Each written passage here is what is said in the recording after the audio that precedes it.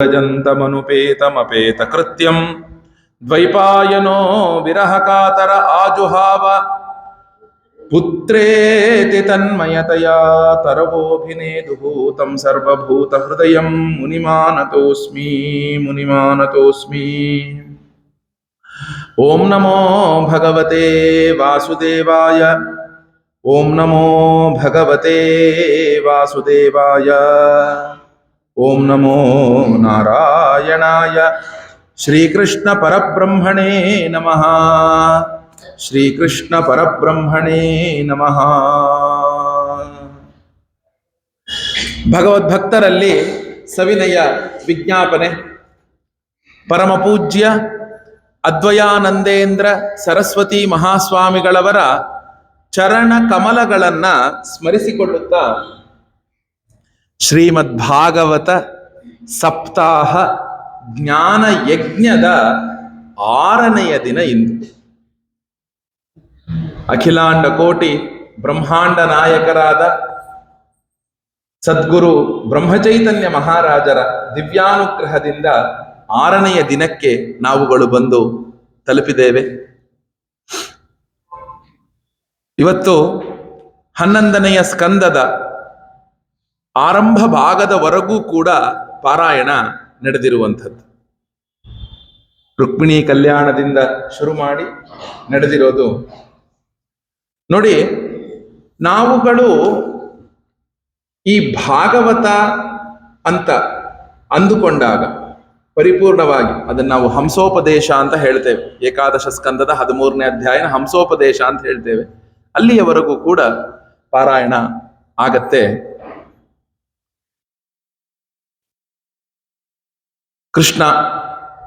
ಕೃಷ್ಣನ ವಿಷಯದಲ್ಲಿ ಒಂದು ಚಿಂತನೆ ನಡೀತಿದೆ. ಇವತ್ತಿನ ವಿಷಯ ಪರಮ ಪ್ರೇಮಿಗಳಾದಂತಹ ಭಕ್ತೋತ್ತಮರಾದಂತಹ ಆತ್ಮನಿವೇದನಾ ಭಕ್ತಿಯನ್ನ ತೋರಿಸಿದಂತಹ ಪರಮ ಭಾಗವತೋತ್ತಮರಾದಂತಹ ಗೋಪಿಕೆಯರು ಮತ್ತು ಭಕ್ತಾಗ್ರೇಸರನಾದಂತಹ ಕೃಷ್ಣನ ಪ್ರಿಯ ಮಿತ್ರನಾದಂತಹ ಉದ್ಧವ. ಆ ಗೋಪಿಕೆಯರ ವಿಷಯ ಮತ್ತು ಉದ್ಧವನ ವಿಚಾರವಾಗಿ ಇಂದು ನಾವೆಲ್ಲರೂ ಕೂಡ ಒಂದಷ್ಟೊತ್ತುಗಳ ಕಾಲ ಸಮಯವನ್ನು ಕಳೆಯೋಣ. ಇವತ್ತು ಬೆಳಗಿನಿಂದಲೂ ಕೂಡ ಯಾಕೆ ಗೊತ್ತಿಲ್ಲ, ಹೃದಯ ಎಲ್ಲ ಒಂಥರ ಭಾರ. ಆ ಗೋಪಿಕೆಯರ ಆ ಉದ್ಧವನ ಭಾವ ನೋಡ್ತಾ ಇದ್ರೆ ಯಾವ ಮಟ್ಟಿಗೆ ಆ ಗೋಪಿಕೆಯರು ಕೃಷ್ಣನ ಮೇಲೆ ಪ್ರೇಮವನ್ನ ಇಟ್ಟಿದ್ರಪ್ಪ. ಆ ಪ್ರೇಮದ ಆ ಗೋಪಿಕೆಯರು ಇಟ್ಟಂತಹ ಪ್ರೇಮದ 1ನೆಯ 100ನೆಯ ಶತ, ಒಂದು ಭಾಗವನ್ನ 100 ಭಾಗ ಒಡೆದು ಆ ಒಂದು ಭಾಗವನ್ನ 100 ಭಾಗ ಒಡೆದ್ರೂ ಕೂಡ ಆ ಭಗವಂತನ ಮೇಲೆ ನಮಗೆ ಪ್ರೇಮ ಹುಟ್ಟಲು ಸಾಧ್ಯ ಇಲ್ಲ. ಅಷ್ಟು ಭಾಗವೂ ಕೂಡ ಅಂತಹ ಪರಮ ಭಾಗವತೋತ್ತಮರು. ಏನಕ್ಕೆ ಹೇಳಿದೆ ಅಂದ್ರೆ ಭಾಗವತೋತ್ತಮರು ಅಂತ, ನಾವು ಭಗವಂತನ ಬಯಸಿದ್ರೆ ನಾವು ಭಾಗವತರಾಗ್ತೀವಂತೆ. ಭಗವಂತನೇ ನಮ್ಮನ್ನ ಬಯಸುವಂತವನಾದ್ರೆ ನಾವುಗಳು ಭಾಗವತೋತ್ತಮರಾಗ್ತೀವಂತೆ. ಗೋಪಿಕೆಯರನ್ನ ಭಗವಂತ ಬಯಸಿದವನು. ಉದ್ಧವನ ಹತ್ತಿರ ಮಾತನಾಡಬೇಕಾದಾಗ ಗೋಪಿಕೆಯರ ವಿಷಯದಲ್ಲಿ ಕೃಷ್ಣ ಏನು ಹೇಳ್ತಾನೆ, ಆ ಎಲ್ಲ ಭಾಗವನ್ನು ಕೂಡ ನಿನ್ನೆ ಇನ್ನೂ ಕೂಡ ದಶಮಸ್ಕಂದದ ಆದಿಯಲ್ಲಿದ್ವಿ, ಪೂರ್ವಾರ್ಧದ ಆದಿ. ಇವತ್ತಿನ ವಿಷಯ ಪೂರ್ವಾರ್ಧದ ಕೊನೆ. ಅದ್ರ ಮಧ್ಯದಲ್ಲಿ ಅನೇಕ ಲೀಲೆಗಳನ್ನ ಕೃಷ್ಣ ತೋರಿಸಿದ್ದಾನೆ. 1-2 ಲೀಲೆಗಳಲ್ಲ, ಅನೇಕ ಲೀಲೆಗಳನ್ನ ಆ ಕೃಷ್ಣ ಪರಮಾತ್ಮ ನಮಗೆ ತೋರಿಸಿದಂಥವನು ಆಗಿದ್ದಾನೆ. ಅದ್ರ ಮಧ್ಯದೊಳಗೆ ನಾವು ಆ ಯಶೋದೆಯ ಪ್ರೇಮವನ್ನು ಕೂಡ ತಮಗೆ ಹೇಳಬೇಕು. ಆ ಕೃಷ್ಣನ ಮೇಲೊಂದು ಯಶೋದ ಪ್ರೇಮ ಇಟ್ಟಿದ್ಲಲ್ಲ, ಹೇಳದ್ನಲ್ಲ, ಭಾಗವತವನ್ನ ಸಪ್ತಾಹ 7 ದಿನಗಳಲ್ಲ, ಸಪ್ತಾಹಗಳ ಸಪ್ತ ಆದ್ರೂ, ಆ ರೀತಿಯಾದ ಸಪ್ತ ಆದ್ರೂ ಭಾಗವತ ಹೇಳಿ ಮುಗಿಸಕ್ಕಾಗಲ್ಲ. ಸಪ್ತಾಹಗಳೇ 7, ಆ 7 × 7 ಆದ್ರೂ ಭಾಗವತವನ್ನು ಹೇಳಿ ನಾವುಗಳು ತಣಿಸಕ್ಕಾಗೋದಿಲ್ಲ. ಯಾಕೆ ಅಂದ್ರೆ ಶ್ರೀಕೃಷ್ಣನ ವಾಂಗ್ಮಯೀ ಮೂರ್ತಿ ಈ ಭಾಗವತ. ಆ ಭಗವಂತನ ನಾಮಕರಣ ಆಗತ್ತೆ, ಆ ಯಮಳಾರ್ಜುನರ ಉದ್ಧಾರ ಆಗತ್ತೆ. ಉದ್ಧಾರ ಆದಾಗ ಅಲ್ಲಿ ನಡೆತಿದ್ದಂತಹ ಎಲ್ಲಾ ಉಲ್ಕಾಪಾತಗಳನ್ನು ನೋಡಿದಾಗ, ಪೂತನ ಬರೋದು, ಶಕಟಾವರ್ತ, ಶಕಟಾಸುರ, ತೃಣಾವರ್ತ, ಅದೇ ರೀತಿ ಯಮಳಾರ್ಜುನರ ದೊಡ್ಡ ದೊಡ್ಡ ಮರಗಳು ಬೀಳೋದು, ಇವೆಲ್ಲವೂ ಆದಾಗ ನಂದಗೋಪಾದಿಗಳು, ಆ ಯಾದವ ಹಿರಿಯರೆಲ್ಲರೂ ಕುತ್ಕೊಂಡು, ಬೇಡಪ್ಪ ಈ ಜಾಗ, ನಾವೆಲ್ಲರೂ ವೃಂದಾವನಕ್ಕೆ ಹೋಗೋಣ ಅಂತ ಅಲ್ಲಿಂದ ವೃಂದಾವನಕ್ಕೆ ಹೋಗ್ಬಿಡ್ತಾರೆ. ನೋಡಿ, ಆ ವೃಂದಾವನಕ್ಕೆ ಹೋಗುವುದಕ್ಕಿಂತ ಮುಂಚೆ ತಾಯಿ ಯಶೋದೆಯ ಜೊತೆಗೆ ಆ ಕೃಷ್ಣನ ಬಾಂಧವ್ಯ ಹೇಗಿತ್ತು ಅನ್ನೋದನ್ನ ಭಾಗವತಕಾರರು ಹೇಳ್ತಾರೆ. ನಾವು ಆ ಒಮ್ಮೆ ಕೃಷ್ಣ, ಎಲ್ಲ ಹುಡುಗರು ಬರ್ತಾರೆ. ಇಲ್ಲಿ ಹುಡುಗರು ಏನು ಅಂದ್ರೆ, ಕೃಷ್ಣ ಕೆಲವೊಂದನ್ನ ವಿಧಿ ನಿಯಮಗಳ ಪ್ರಕಾರ ಆಟದಲ್ಲಿ ಗೆದ್ರೆ ಇನ್ನೊಂದನ್ನ ಹೇಗೋ ಗೆದ್ದು ಬಿಡ್ತಿದ್ದ. ಈಗ ನಾವು ಹೇಳ್ತೀವಲ್ಲ, ಇದು ನ್ಯಾಯವಾಗಿ ಗೆಲ್ಬೇಕಪ್ಪ ಆಟದಲ್ಲಿ ಕೂತಾಗೇನೆ. ಕೃಷ್ಣ ಕೆಲವೊಂದನ್ನ ನೇರವಾಗಿ ಗೆದ್ದು ಬಿಡ್ತಿದ್ದ, ಕೆಲವೊಂದು ಸ್ವಲ್ಪ ಚಾಲಾಕತನ ಅಂಥದ್ರಲ್ಲಿ ಗೆದ್ದು ಬಿಡ್ತಿದ್ದ ಕೃಷ್ಣ. ಇದನ್ನ ಅವನ ಒಂದು ಶ್ರೀರಾಮ ಮುಂತಾದಂತಹ ಸ್ನೇಹಿತರಿದ್ರು. ಶ್ರೀರಾಮ, ಅಚಿತ್ಸುಕ, ಮನ್ಸುಕ, ಧನ್ಸುಕ ಅಂತ ಹೇಳ್ತಾರೆ, ಆ ಹೆಸರುಗಳು ಹೇಳ್ತಾರೆ, ಕೃಷ್ಣ ಪರಮಾತ್ಮನ ಸ್ನೇಹಿತರ ಹೆಸರುಗಳು ಹೇಳ್ತಾರೆ. ಅವರೆಲ್ಲರೂ ಕೂಡ ಇದನ್ನು ಸಹಿಸ್ಕೊಳಕ್ ಆಗ್ತಿರ್ಲಿಲ್ಲ. ತಕ್ಷಣ ಏನೇನೋ ಒಂದು ಕಂಪ್ಲೇಂಟ್ ಅನ್ನ ತಂದು ಆ ಒಂದು ಯಶೋದೆಗೆ ತಿಳಿಸ್ಬೇಕು. ಆ ಯಶೋದೆಗೆ ಹೇಳ್ಬೇಕು, ಅಮ್ಮ ಈ ತರ ಮಾಡ್ದ, ಹೀಗ್ ಮಾಡ್ದ, ಹಾಗ್ ಮಾಡ್ದ ಅಂತ ಯಶೋದೆಗೆ ತಿಳಿಸ್ಬೇಕು. ಹೀಗೆ ತಿಳಿಸಿದಾಗ ಏನಾಗುತ್ತೆ ಅಂದ್ರೆ, ಒಂದು ಸಲಿ ಎಲ್ಲರೂ ಓಡ್ ಬರ್ತಾರೆ. ಓಡ್ ಬಂದು ಯಶೋಧ ತಾಯಿಗೆ ಹೇಳ್ಬಿಡ್ತಾರೆ, ಕೃಷ್ಣ ಮಣ್ಣು ತಿಂದ ಅಂತ. ಕೃಷ್ಣ ಮಣ್ಣು ತಿಂದ ಅಂತ ಯಶೋಧ ತಾಯಿಗೆ ಹೇಳ್ಬಿಡ್ತಾರೆ. ಕೃಷ್ಣ ಮೃದಂ ಭಕ್ಷಿತವಾನ್. ಆಗ ಕೃಷ್ಣ ತಕ್ಷಣ ಏನ್ ಮಾಡ್ತಲ್ಲ, ಮಾತನ್ನ ಕೇಳಿದ ಕೂಡ್ಲೆ ಆ ಯಶೋದೆ ಓಡೋಡಿ ಹೋಗ್ತಾಳೆ. ಆ ಮಾಡೋ ಕೃಷ್ಣ, ಆ ಮಾಡೋ ಮಣ್ಣು ತಿಂದಂತೆ ಆ ಮಾಡೋ ಅಂತ ಹೇಳಿದಾಗ ಕೃಷ್ಣ ನೋಡಿ ಹೇಳ್ತಾನೆ, ನಾಹಂ ಭಕ್ಷಿತವಾನಂಬ ಸರ್ವೇತೇ ಮಿಥ್ಯ ಭಾಷಿಣಃ ಮಿಥ್ಯ ಶಂಸಿನಃ. ಅಮ್ಮ, ಇವರೆಲ್ಲರೂ ಸುಳ್ಬುರುಕಿದ್ದಾರೆ, ನಾನ್ ತಿಂದಿಲ್ಲ ಅಮ್ಮ, ತಿಂದಿಲ್ಲ, ನಾನ್ಯಾಕೆ ತಿನ್ಲಿ? ಸರ್ವೇ, ಇವರೆಲ್ಲರೂ ಕೂಡ ಮಿಥ್ಯ ಶಂಸಿನಃ. ಯಾಕೆ ಅಂದ್ರೆ ಇವರು, ನಾನು ಯಾವುದೋ ಒಂದು ಆಟ ಇತ್ಯಾದಿಗಳು ಗೆದ್ದು ಬಿಟ್ರೆ ಇವರು ಸಹಿಸ್ಕೊಳ್ಳಕ್ಕೆ ಆಗೋದಿಲ್ಲ. ಆದ್ರಿಂದ ಇವರು ಸುಳ್ಳು ಹೇಳ್ತಿದ್ದಾರೆ.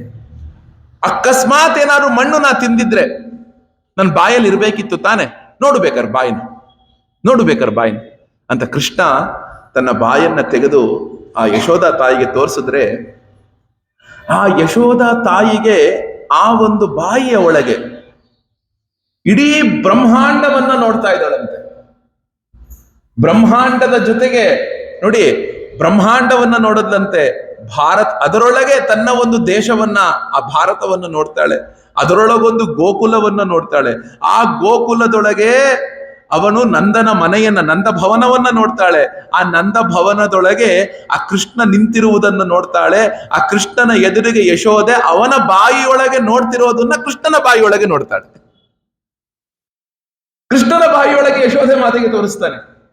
ಅದು ನೋಡಿದ ತಕ್ಷಣ ಹೀಗೆ ಅನ್ಕೊಂಡ್ಬಿಡ್ತಾಳೆ ಯಶೋದೆ, ಏನಿದು? ಇದು ಆಗಲೇ ಒಂದು ಸಲಿ ಆಕಳಿಸಿದಾಗ ಸುಮ್ಮನೆ ಅಂದು ಮುಚ್ಚಿಬಿಟ್ಟಿದ್ದ, ಏನೋ ಕಂಡಂಗಾಗಿತ್ತು ಅವಳಿಗೆ. ಆದ್ರೆ ಈಗ ನೋಡಿದಾಗ ಸಾಕ್ಷಾತ್ ಬ್ರಹ್ಮಾಂಡವನ್ನೇ ಅವನು ನೋಡ್ತಾ ಇದ್ದಾಳೆ. ಯಾಕೆ ಅಂದ್ರೆ ಆ ಯಶೋಧ ತಾಯಿಯ ಮೇಲೆ ಆ ಮಟ್ಟಿನ ಪ್ರೇಮ ಅಂತೆ. ನೋಡಿ ಹೇಳ್ತಾರೆ, ಆ ಒಂದು ಮಾತನ್ನ ಹೇಳಬೇಕಾದ್ರೆ, ಆ ಕೃಷ್ಣನ ತತ್ವವನ್ನ, ಕೃಷ್ಣನು ಎಂಥವನು, ನಿನ್ನ ಮಗನಾಗಿ ಹುಟ್ಟಿರುವವನು ಯಾರು ಅನ್ನುವುದನ್ನ ಯಶೋದೆಗೆ ಆ ರೂಪದಿಂದ ಕೃಷ್ಣ ಪರಮಾತ್ಮ ತಿಳಿಸಿಕೊಟ್ಟನಂತೆ. ಆ ತಿಳಿಸಿಕೊಟ್ಟ ನಂತರ ಯಾವಾಗ ಬಾಯಿಯನ್ನ ಮುಚ್ಚಿಬಿಟ್ನೋ ಮುಚ್ಚಿದಾಗ ತನ್ನ ಮಾಯೆಯಿಂದ ಮತ್ತೆ ಯಶೋದೆಗೆ ಆ ವಿಶ್ವರೂಪವನ್ನ ತೋರಿಸಿದಂಥದ್ದನ್ನ ಮರೆಮಾಚಿ ಹೋಯ್ತು ಅವಳಿಗೆ, ಮರ್ತೋಗ್ಬಿಡ್ತಂತೆ. ಶುಕಬ್ರಹ್ಮರು ಹೇಳ್ತಾರೆ, ತ್ರಯ್ಯಾಚ ಉಪನಿಷದ್ಭಿಶ್ಚ ಸಾಂಖ್ಯ ಯೋಗೈಶ್ಚ ಸಾತ್ವತೈಹಿ ಉಪಗೀಯಮಾನ ಮಾಹಾತ್ಮ್ಯಂ ಹರಿ ಸಾಮಾನ್ಯತಾತ್ಮಜಂ. ಯಾವ ಭಗವಂತನನ್ನ ಸಕಲ ವೇದಗಳು, ಉಪನಿಷತ್ತುಗಳು, ಸಾಂಖ್ಯ ಯೋಗ ಶಾಸ್ತ್ರಗಳು, ಭಕ್ತ ಜನರು ಪರಮ ಪುರುಷನ ಮಹಾತ್ಮೆಯನ್ನ ನಿರಂತರವಾಗಿ ಕೊಂಡಾಡ್ತಾ ಇದ್ದಾರೋ, ಯಾರಿಗಾಗಿ ಭಗವಂತನು ಯಾರಿಗಾಗಿ ಎಲ್ಲ ಋಷಿಮುನಿಗಳು ಕೂಡ ಅನೇಕ ಯೋಗ ಸಾಧನೆಗಳನ್ನ ಮಾಡ್ತಾರೋ, ಕಠಿಣ ತಪಸ್ಸನ್ನ ಮಾಡ್ತಾರೋ, ಅಂಥವರಿಗೆ ಸಿಗದೇ ಇದ್ದಂತಹ ಪರಮಾತ್ಮನನ್ನ ತಾಯಿ ಯಶೋದ ತನ್ನ ಮಾತೃ ವಾತ್ಸಲ್ಯದಿಂದ ಕಟ್ಟಾಕಿದ್ಲಂತೆ. ತನ್ನ ಮಾತೃ ವಾತ್ಸಲ್ಯದಿಂದ ಅವಳು ಕಟ್ಟಾಕಿದ್ಲಂತೆ. ಯಾಕೆ ಅಂದ್ರೆ ಈ ಯಶೋದ ಮತ್ತು ನಂದಗೋಪ ಏನಿದ್ದಾರೆ, ಇವರೇನು ಸಾಮಾನ್ಯ ಅಲ್ಲ. ಇವರಿಬ್ಬರೂ ಕೂಡ ವಸುಗಳು. ನಂದಗೋಪನ ಹೆಸರು ದ್ರೋಣ ಅಂತ, ಯಶೋದ ಹೆಸರು ಧರಾದೇವಿ ಅಂತ. ಚೆನ್ನಾಗಿ ತಪಸ್ಸನ್ನ ಮಾಡಿದ ಮೇಲೆ ಬ್ರಹ್ಮನನ್ನ ಕುರಿತು ತಪಸ್ಸನ್ನ ಮಾಡ್ತಾರೆ. ತಪಸ್ಸನ್ನ ಮಾಡಿದ ಮೇಲೆ ನಿಂಗೆ ಏನು ವರ ಬೇಕು ಕೇಳಪ್ಪ ಅಂದಾಗ ಭಗವಂತ ನನ್ನ ತೊಡೆ ಮೇಲೆ ಆಡ್ಬೇಕು ಅಂತ ಕೇಳ್ಕೊಂಡ್ಬಿಟ್ಲಂತೆ. ಅಲ್ಲಿ ಪ್ರಶ್ನೆ ಮತ್ತು ಸುತಪಸ್ಸು ಭಗವಂತ ನನ್ನ ಹುಟ್ಟಬೇಕು ಅಂತ ಕೇಳ್ಕೊಂಡ್ರು. ಅದಕ್ಕೆ ಭಗವಂತ ಅಲ್ಲಿ ಹುಟ್ಟುದ್ನಂತೆ. ಇವಳು ಆಡ್ಬೇಕು ಅಂತ ಕೇಳ್ಕೊಂಡ್ಲು, ಅದಕ್ಕೆ ಅಲ್ಲಿ ಹುಟ್ಟುಬಿಟ್ಟು ಇವಳು ತೊಡೆ ಮೇಲೆ ಆಡದ್ನಂತೆ. ಅಲ್ಲಿ ಹುಟ್ಟಬೇಕು ಅಂತ ಅವ್ರು ಕೇಳ್ಕೊಂಡಿದ್ದಕ್ಕೆ ಅಲ್ಲಿ ಹುಟ್ಟುದ, ಇವಳು ಆಡ್ಬೇಕು ಅಂತ ಕೇಳ್ಕೊಂಡಿದ್ದಕ್ಕೆ ಇಲ್ಲಿ ಬಂದು ಆಡ್ದ. ಇದು ಭಗವಂತನ ವಿಭೂತಿ, ಇದು ಭಗವಂತನ ವಿಭೂತಿ. ಒಮ್ಮೆ ಏನಾಗುತ್ತೆ ಅಂದ್ರೆ, ಯಾಕಂದ್ರೆ ಯಶೋದೆಯ ಪ್ರೇಮವನ್ನ ನಾವು ಅರಿಯದೆ ಹೋದರೆ, ಯಾಕಂದ್ರೆ ಯಶೋದೆಯೂ ಒಬ್ಬಳು ಗೋಪಳು. ಕೆಲಸದವರೆಲ್ಲ ರಜಾ ಹಾಕಿಬಿಟ್ಟಿದ್ದಾರೆ. ಒಂದು ದಿನ ಕೆಲಸದವರೆಲ್ಲರೂ ರಜಾ ಹಾಕಿದಾಗ ಏನಾಗುತ್ತೆ ಅಂದ್ರೆ, ಎಲ್ಲ ಕೆಲಸ ನಮ್ಮ ತಲೆಯ ಮೇಲೆ ಭಾರ ಬೀಳುತ್ತೆ. ಶಾಂತವಾಗಿದ್ದಂತಹ ಮನೆ, ಯಾವತ್ತು ಮನೆ ಕೆಲಸದವಳು ಮನೆಗೆ ಬರಲ್ಲ, ಅವತ್ತು ಬಹಳ ರುದ್ರ ತಾಂಡವ ಆಗ್ತಾ ಇರುತ್ತೆ ಮನೆಯಲ್ಲಿ. ನಿತ್ಯ ಓಡಾಡ್ತಿರ್ತೀವಿ ಮನೆಯಲ್ಲಿ, ನಿತ್ಯ ಓಡಾಡ್ತಿರ್ತೀವಿ. ಅವತ್ತು ನಾವು ಕಾಲನ್ನ ನೆಲದ ಮೇಲೆ ಇಟ್ಕೊಳ್ಳಂಗಿಲ್ಲ. ಯಾಕೆ? ಮನೆ ಅಕ್ಕಿ ನೆಲನ್ನ ಒರೆಸಿರ್ತಾಳೆ. ಈಗ ಒಣಗೋ ತನಕ ಅಲ್ಲೇ ಇರ್ಬೇಕು, ಮುಗೀತ್ ಅಷ್ಟೇ, ಮುಗೀತ್. ಅದೇ ನಾವು ಪ್ರಶ್ನೆ ಇಲ್ಲ. ಆಯ್ತಮ್ಮ, ಇಲ್ಲೇ ಹಿಂಗೆ ಕೂತ್ ಬಿಟ್ರೆ ಆಯ್ತು. ಒರ್ಸು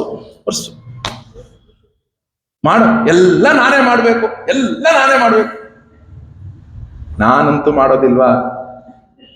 ಅಪ್ಪಿ ತಪ್ಪಿನೂ ಮಾಡೋದಿಲ್ವಾ? ಏನ್ ಹೇಳಿ? ಅಪ್ಪಿ ತಪ್ಪಿನೂ. ಆಯ್ತು. ಯಶೋದ, ಅದು ನಂದ ಭವನ, ಊರಲ್ಲಿ ಉತ್ಸವ, ರಜಾ ಹಾಕ್ಬಿಟ್ಟಿದ್ದಾರೆ. ಈ ಹಾಲು ಅನ್ನೋದು ಏನಪ್ಪಾ ಅಂದ್ರೆ ಒಂದು ದಿನದ ವಸ್ತು. ಅದು ಹಾಲು ಏನದು ಒಂದು ದಿನದ ವಸ್ತು. ಆ ಹಾಲನ್ನ ಹಿಂದಿನ ದಿನ ಹೆಪ್ಪಾಕಿ ಕೆಲಸದವ್ರು ಹೋಗ್ಬಿಟ್ಟಿದ್ದಾರೆ, ಮಾರನೇ ದಿನ ರಜಾ ಹಾಕ್ಬಿಟ್ಟಿದ್ದಾರೆ. ಮೊಸರನ್ನ ಹಂಗೆ ಇಡಂಗಿಲ್ಲ, ಬೆಣ್ಣೆಯಾಗಿ ಮಾಡ್ಲೇಬೇಕು, ಬೆಣ್ಣೆ ಕಡಿಲೇಬೇಕು. ಅದಕ್ಕೋಸ್ಕರ ಏನ್ ಮಾಡೋದಂದ್ರೆ ಯಶೋದೆಯೇ ಮನೆ ಜವಾಬ್ದಾರಿ ಜೊತೆಗೆ ಬೆಣ್ಣೆ ಕಡಿಯೋದೊಂದು ಬೇರೆ ಕೆಲಸ. ಅದು ಎಷ್ಟು ದೊಡ್ಡ ಕೆಲಸ ಅದು. ಅಂತೂ ಯಶೋದ ಮಾತೆ ಹಾಗೂ ಹೀಗೂ ಎಲ್ಲ ಕಡಿದ್ಲು. ಇವನು ಹೊರಗಡೆ ಆಡಕ್ ಹೋಗಿದ್ದ ಕೃಷ್ಣ ಓಡೋಡಿ ಬಂದ ತಕ್ಷಣ ಹಸಿವು ಕೃಷ್ಣನಿಗೆ. ಆ ಹಸಿವು ತಕ್ಷಣ ಏನಾಯ್ತು ಅಂದ್ರೆ, ಅವನು ಓಡಿ ಬರ್ತಾನೆ, ಯಶೋದೆಯ ತೊಡೆಯ ಮೇಲೆ ಮಲಗಿಬಿಟ್ಟ. ಯಶೋದ ತಾಯಿ ತಕ್ಷಣ ಹಾಲನ್ನ ಕುಡಿಸೋಕೆ ಶುರು ಮಾಡಿದ್ಲು. ಆಗ್ತಾನೆ ಹಾಲು ಕುಡಿಯಕ್ ಶುರು ಮಾಡಿದ್ದ ಕೃಷ್ಣ, ಯಶೋದೆ ತಕ್ಷಣ ನೆನಪು ಬಂದ್ಬಿಡ್ತು. ಅಯ್ಯೋ, ಒಲೆ ಮೇಲೆ ಹಾಲಿಟ್ಟಿದ್ದೀನಿ ಅಂತ, ಒಲೆ ಮೇಲೆ ಹಾಲಿಟ್ಟಿದ್ದೀನಿ ಅನ್ನುವ ನೆನಪು ಬಂದ್ಬಿಡ್ತು. ತಕ್ಷಣ ಕೃಷ್ಣನ ತೊಡೆ ಮೇಲೆ ಹಾಕೊಂಡಿದ್ಲಲ್ಲ, ಕೆಳಗಡೆ ಇಳಿಸಿದ್ಲು. ಓಡಿ ಒಲೆ ಎದುರಿಗೆ ಓಡಿ ಹೋದ್ಲು. ಒಲೆ ಎದುರಿಗೆ ಯಶೋದ ಮಾತೆ ಓಡಿ ಹೋದ್ಲು. ಕೃಷ್ಣನಿಗೆ ಸಿಟ್ಟು ಬಿಡ್ತು. ಸಿಟ್ಟು ಬಂದ್ಬಿಡ್ತು ಕೃಷ್ಣನಿಗೆ. ನೋಡಿ, ಬೆಳಗ್ಗೆಯಿಂದ ಕರೆದಿದ್ದಾಳೆ. ಆ ಕೃಷ್ಣ ಬಂದಾಗ ಹೇಳಿದ್ಲವಳು ಏನಂತ, ನೋಡೋ ಬೆಣ್ಣೆ ಬಂದ್ಬಿಟ್ಟಿದೆ ಕಣೋ, ಕರಗ್ಬಿಡುತ್ತೆ, 2 ನಿಮಿಷ ಇರು, ಬೆಣ್ಣೆ ತೆಗೆದು ನಿನಗೆ ಹಾಲು ಕೊಡಿಸ್ತೀನಿ ಅಂತ ಹೇಳಿದ್ಲು. ಕೇಳಲಿಲ್ಲ ಅವನು, ಹಠ. ಆಯ್ತು ತಡಿ, ಆಯ್ತಪ್ಪ ಕುಡಿ ಅಂತ ಯಾವಾಗ ಇಳಿಸ್ಬಿಟ್ಲು, ಸಿಟ್ಟು ಬಂದ್ಬಿಡ್ತು. ಕೃಷ್ಣ ಏನ್ ಮಾಡ್ಬಿಟ್ಟ ಅಂದ್ರೆ, ಯಾವ ಒಂದು ಮೊಸರು ಗಡಿಗೆಯೊಳಗೆ ಬೆಣ್ಣೆಯನ್ನ ಕಡ್ದಿದ್ನೋ ಆ ಕಡದ ಒಂದು ಮಡಿಕೆಯನ್ನ ಪಟ್ ಅಂತ, ಅದೇ ಉಲೂಕಲ ಇರುತ್ತಲ್ಲ ಆ ಒಂದು ಕಡಗೋಲನ್ನೇ ಎತ್ತಾಕಿ ಒಡೆದು ಓಡೋಗ್ಬಿಟ್ಟು. ಒಡೆದು ಎಲ್ಲಿ ಹೋದ ಅವನು ನೋಡಿ. ಆಗ್ತಾನೆ ಬೆಳಗ್ಗಿಂದ ಯಾರು ಇಲ್ಲ ಮನೆಯಲ್ಲಿ, ಎಲ್ಲ ಕೆಲಸ ಇವಳೆ ಮಾಡಿದ್ದಾಳೆ. ಕೆಲಸ ಮುಗಿಸಿ ಬೆಣ್ಣೆ ಕಡಿಯಕ್ಕೆ ಕುಳಿತಿದ್ದಾಳೆ. ಕೆಲಸ ಮುಗಿಸಿ ಬೆಣ್ಣೆ ಕಡಿಯಕ್ಕೆ ಕುಳಿತಿದ್ದಾಳೆ. ಹೀಗೆ ಕುಳಿತಾಗ ಬಂದ ಅವನು. ಬಂದ ಮೇಲೆ ಏನು ಮಾಡ್ದ, ಬೆಣ್ಣೆ ಗಡಿಗೆಯನ್ನು ಒಡೆದ. ಆ ಬೆಣ್ಣೆ ಗಡಿಗೆಯೋ ಜಿಡ್ಡು. ಈಗ ಅದನ್ನ ಯಾರು ಕ್ಲೀನ್ ಮಾಡಬೇಕು? ಯಶೋಧೆನೇ ಕ್ಲೀನ್ ಮಾಡಬೇಕು. ಆ ಬೆಣ್ಣೆ ಗಡಿಗೆ ಜಿಡ್ಡು ಆಯ್ತು. ಇವಳು ಅಲ್ಲಿ ಹಾಲು ಇಳಿಸು ಬರ್ತಾಳೆ, ನೋಡ್ತಾಳೆ ಆ ಬೆಣ್ಣೆ ಕಡಿಯೋ ಇದು ಪೂರ್ತಿ ಒಡೆದು ಇಡೀ ಒಂದು ಹಾಲು ಭರ್ತಿ ಬೆಣ್ಣೆ, ಮೊಸರು, ಇದು ಮಜ್ಜಿಗೆ ಎಲ್ಲ ಹರಡು ಬಿಟ್ಟಿದೆ. ಕೃಷ್ಣ ಓಡ್ ಹೋಗಿ ಎಲ್ಲಿ ಹೋಗಿದ್ದಾನೆ ಅಂದ್ರೆ, ಎಲ್ಲಿ ಬೆಣ್ಣೆ ಕಡಿದು ಇಡ್ತಾರಲ್ಲ, ಬೆಳಗಿಂದ ಒಂದಷ್ಟು ಬೆಣ್ಣೆ ಕಡ್ದಾಗ್ಲೇ ಶೇಖರಣೆ ಮಾಡಿದಾಳೆ ಒಂದ್ ಕಡೆಗೆ. ಇದೊಂದು ಕೊನೆಯದು 3ನೇದೋ 4ನೇದೋ ಅವಳು ಹಾಕೊಂಡಿರೋದು, 3ನೇದೋ 4ನೇ ಸಲಿನ ಹಾಕೊಂಡಿರೋದು ಕಡಿಯಕ್ಕೆ. ಆ ಶೇಖರಣೆ ಮಾಡಿರೋ ರೂಮಿಗೆ ಹೋಗಿದ್ದಾನ ಅವನು. ಅಲ್ಲಿ ಹೋಗಿ ಏನ್ ಮಾಡ್ತೀಯಾನೆ, ಆ ಬೆಣ್ಣೆ ಇವಳು ಕಡ್ದಿದ್ದನ್ನು ತಿಂದಿದ್ದಲ್ದೆ ಕಿಟಕಿಯಿಂದ ಕೈ ಹಾಕಿ ಕೋತಿಗಳಿಗೆ, ನಾಯಿಗಳಿಗೆಲ್ಲ ತಿನ್ನಿಸ್ತಾ ಇದ್ದಾನೆ. ಇದೇ ಕೆಲಸ ನಿತ್ಯ ಮಾಡ್ತಾ ಇದ್ದ ಕೃಷ್ಣ.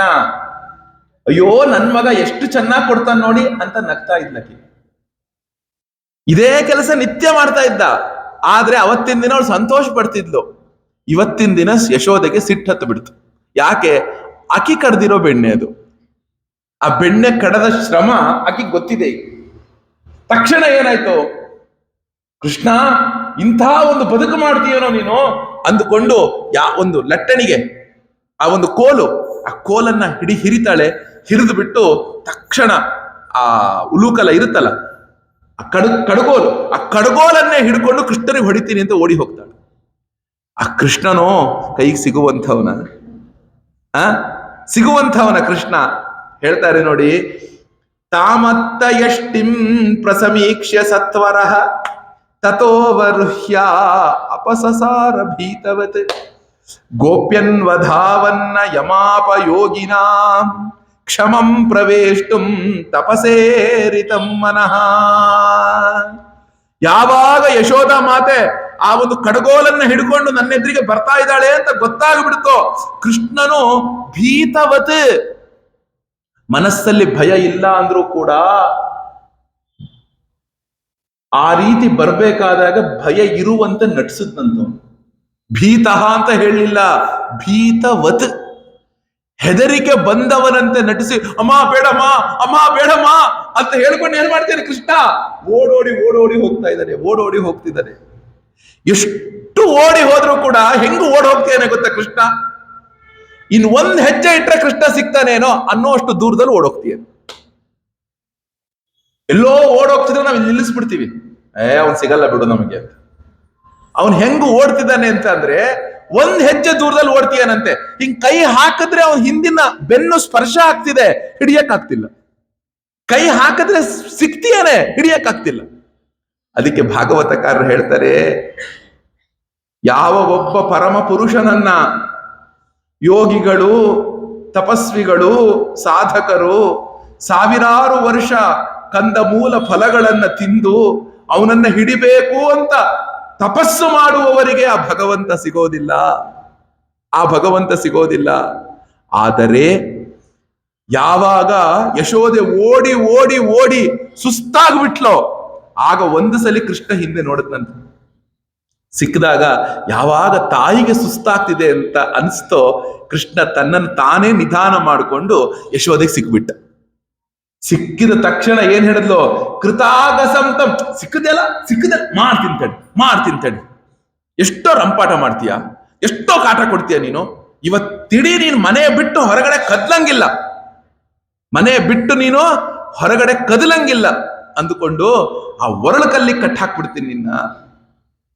ಅವನು ಹೆಂಗ ಅಳ್ತಿದ್ನಂತಪ್ಪ ಕೃಷ್ಣ ಅಂದ್ರೆ, ಉದ್ವೀಕ್ಷ್ಯಮಾಣಂ ಭಯ ವಿಹ್ವಲೇಕ್ಷಣಂ ಹಸ್ತೆ ಗೃಹೀತ್ವಾ ವಿಷಯಂತ್ಯವಾಗುರದು.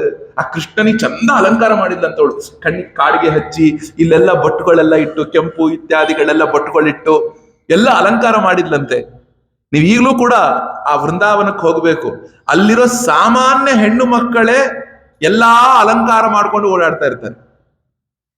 ಆ ಕಣ್ಣು ಕಪ್ಪೆಲ್ಲ ಹಚ್ಚಿ ಆ ಕೃಷ್ಣ ಅಮ್ಮ ಬೇಡಮ್ಮ, ಅಮ್ಮ ಬೇಡಮ್ಮ, ಅಮ್ಮ ಬೇಡಮ್ಮ ಅಂತ ಹೇಳ್ತಾರಲ್ಲ, ಆ ಹೇಳ್ಬೇಕಾದಾಗ ಹಿಂಗ್ ಕಣ್ಣು ಉಜ್ಜಿಕೊಂಡು ಆ ಕಾಡಿಗೆ ಕಪ್ಪು ಕೆಂಪು ಎಲ್ಲ ಮುಖಕ್ಕೆ ಹತ್ತು ಬಿಡ್ತಂತೆ. ಮೊದಲೇ ಶ್ಯಾಮಲ ವರ್ಣದವನು ಕೃಷ್ಣ, ಅದನ್ನ ನೋಡಕ್ಕೆ ಇನ್ನೂ ಚಂದ ಕಾಣಿಸ್ತಾ ಇದ್ದಂತೆ.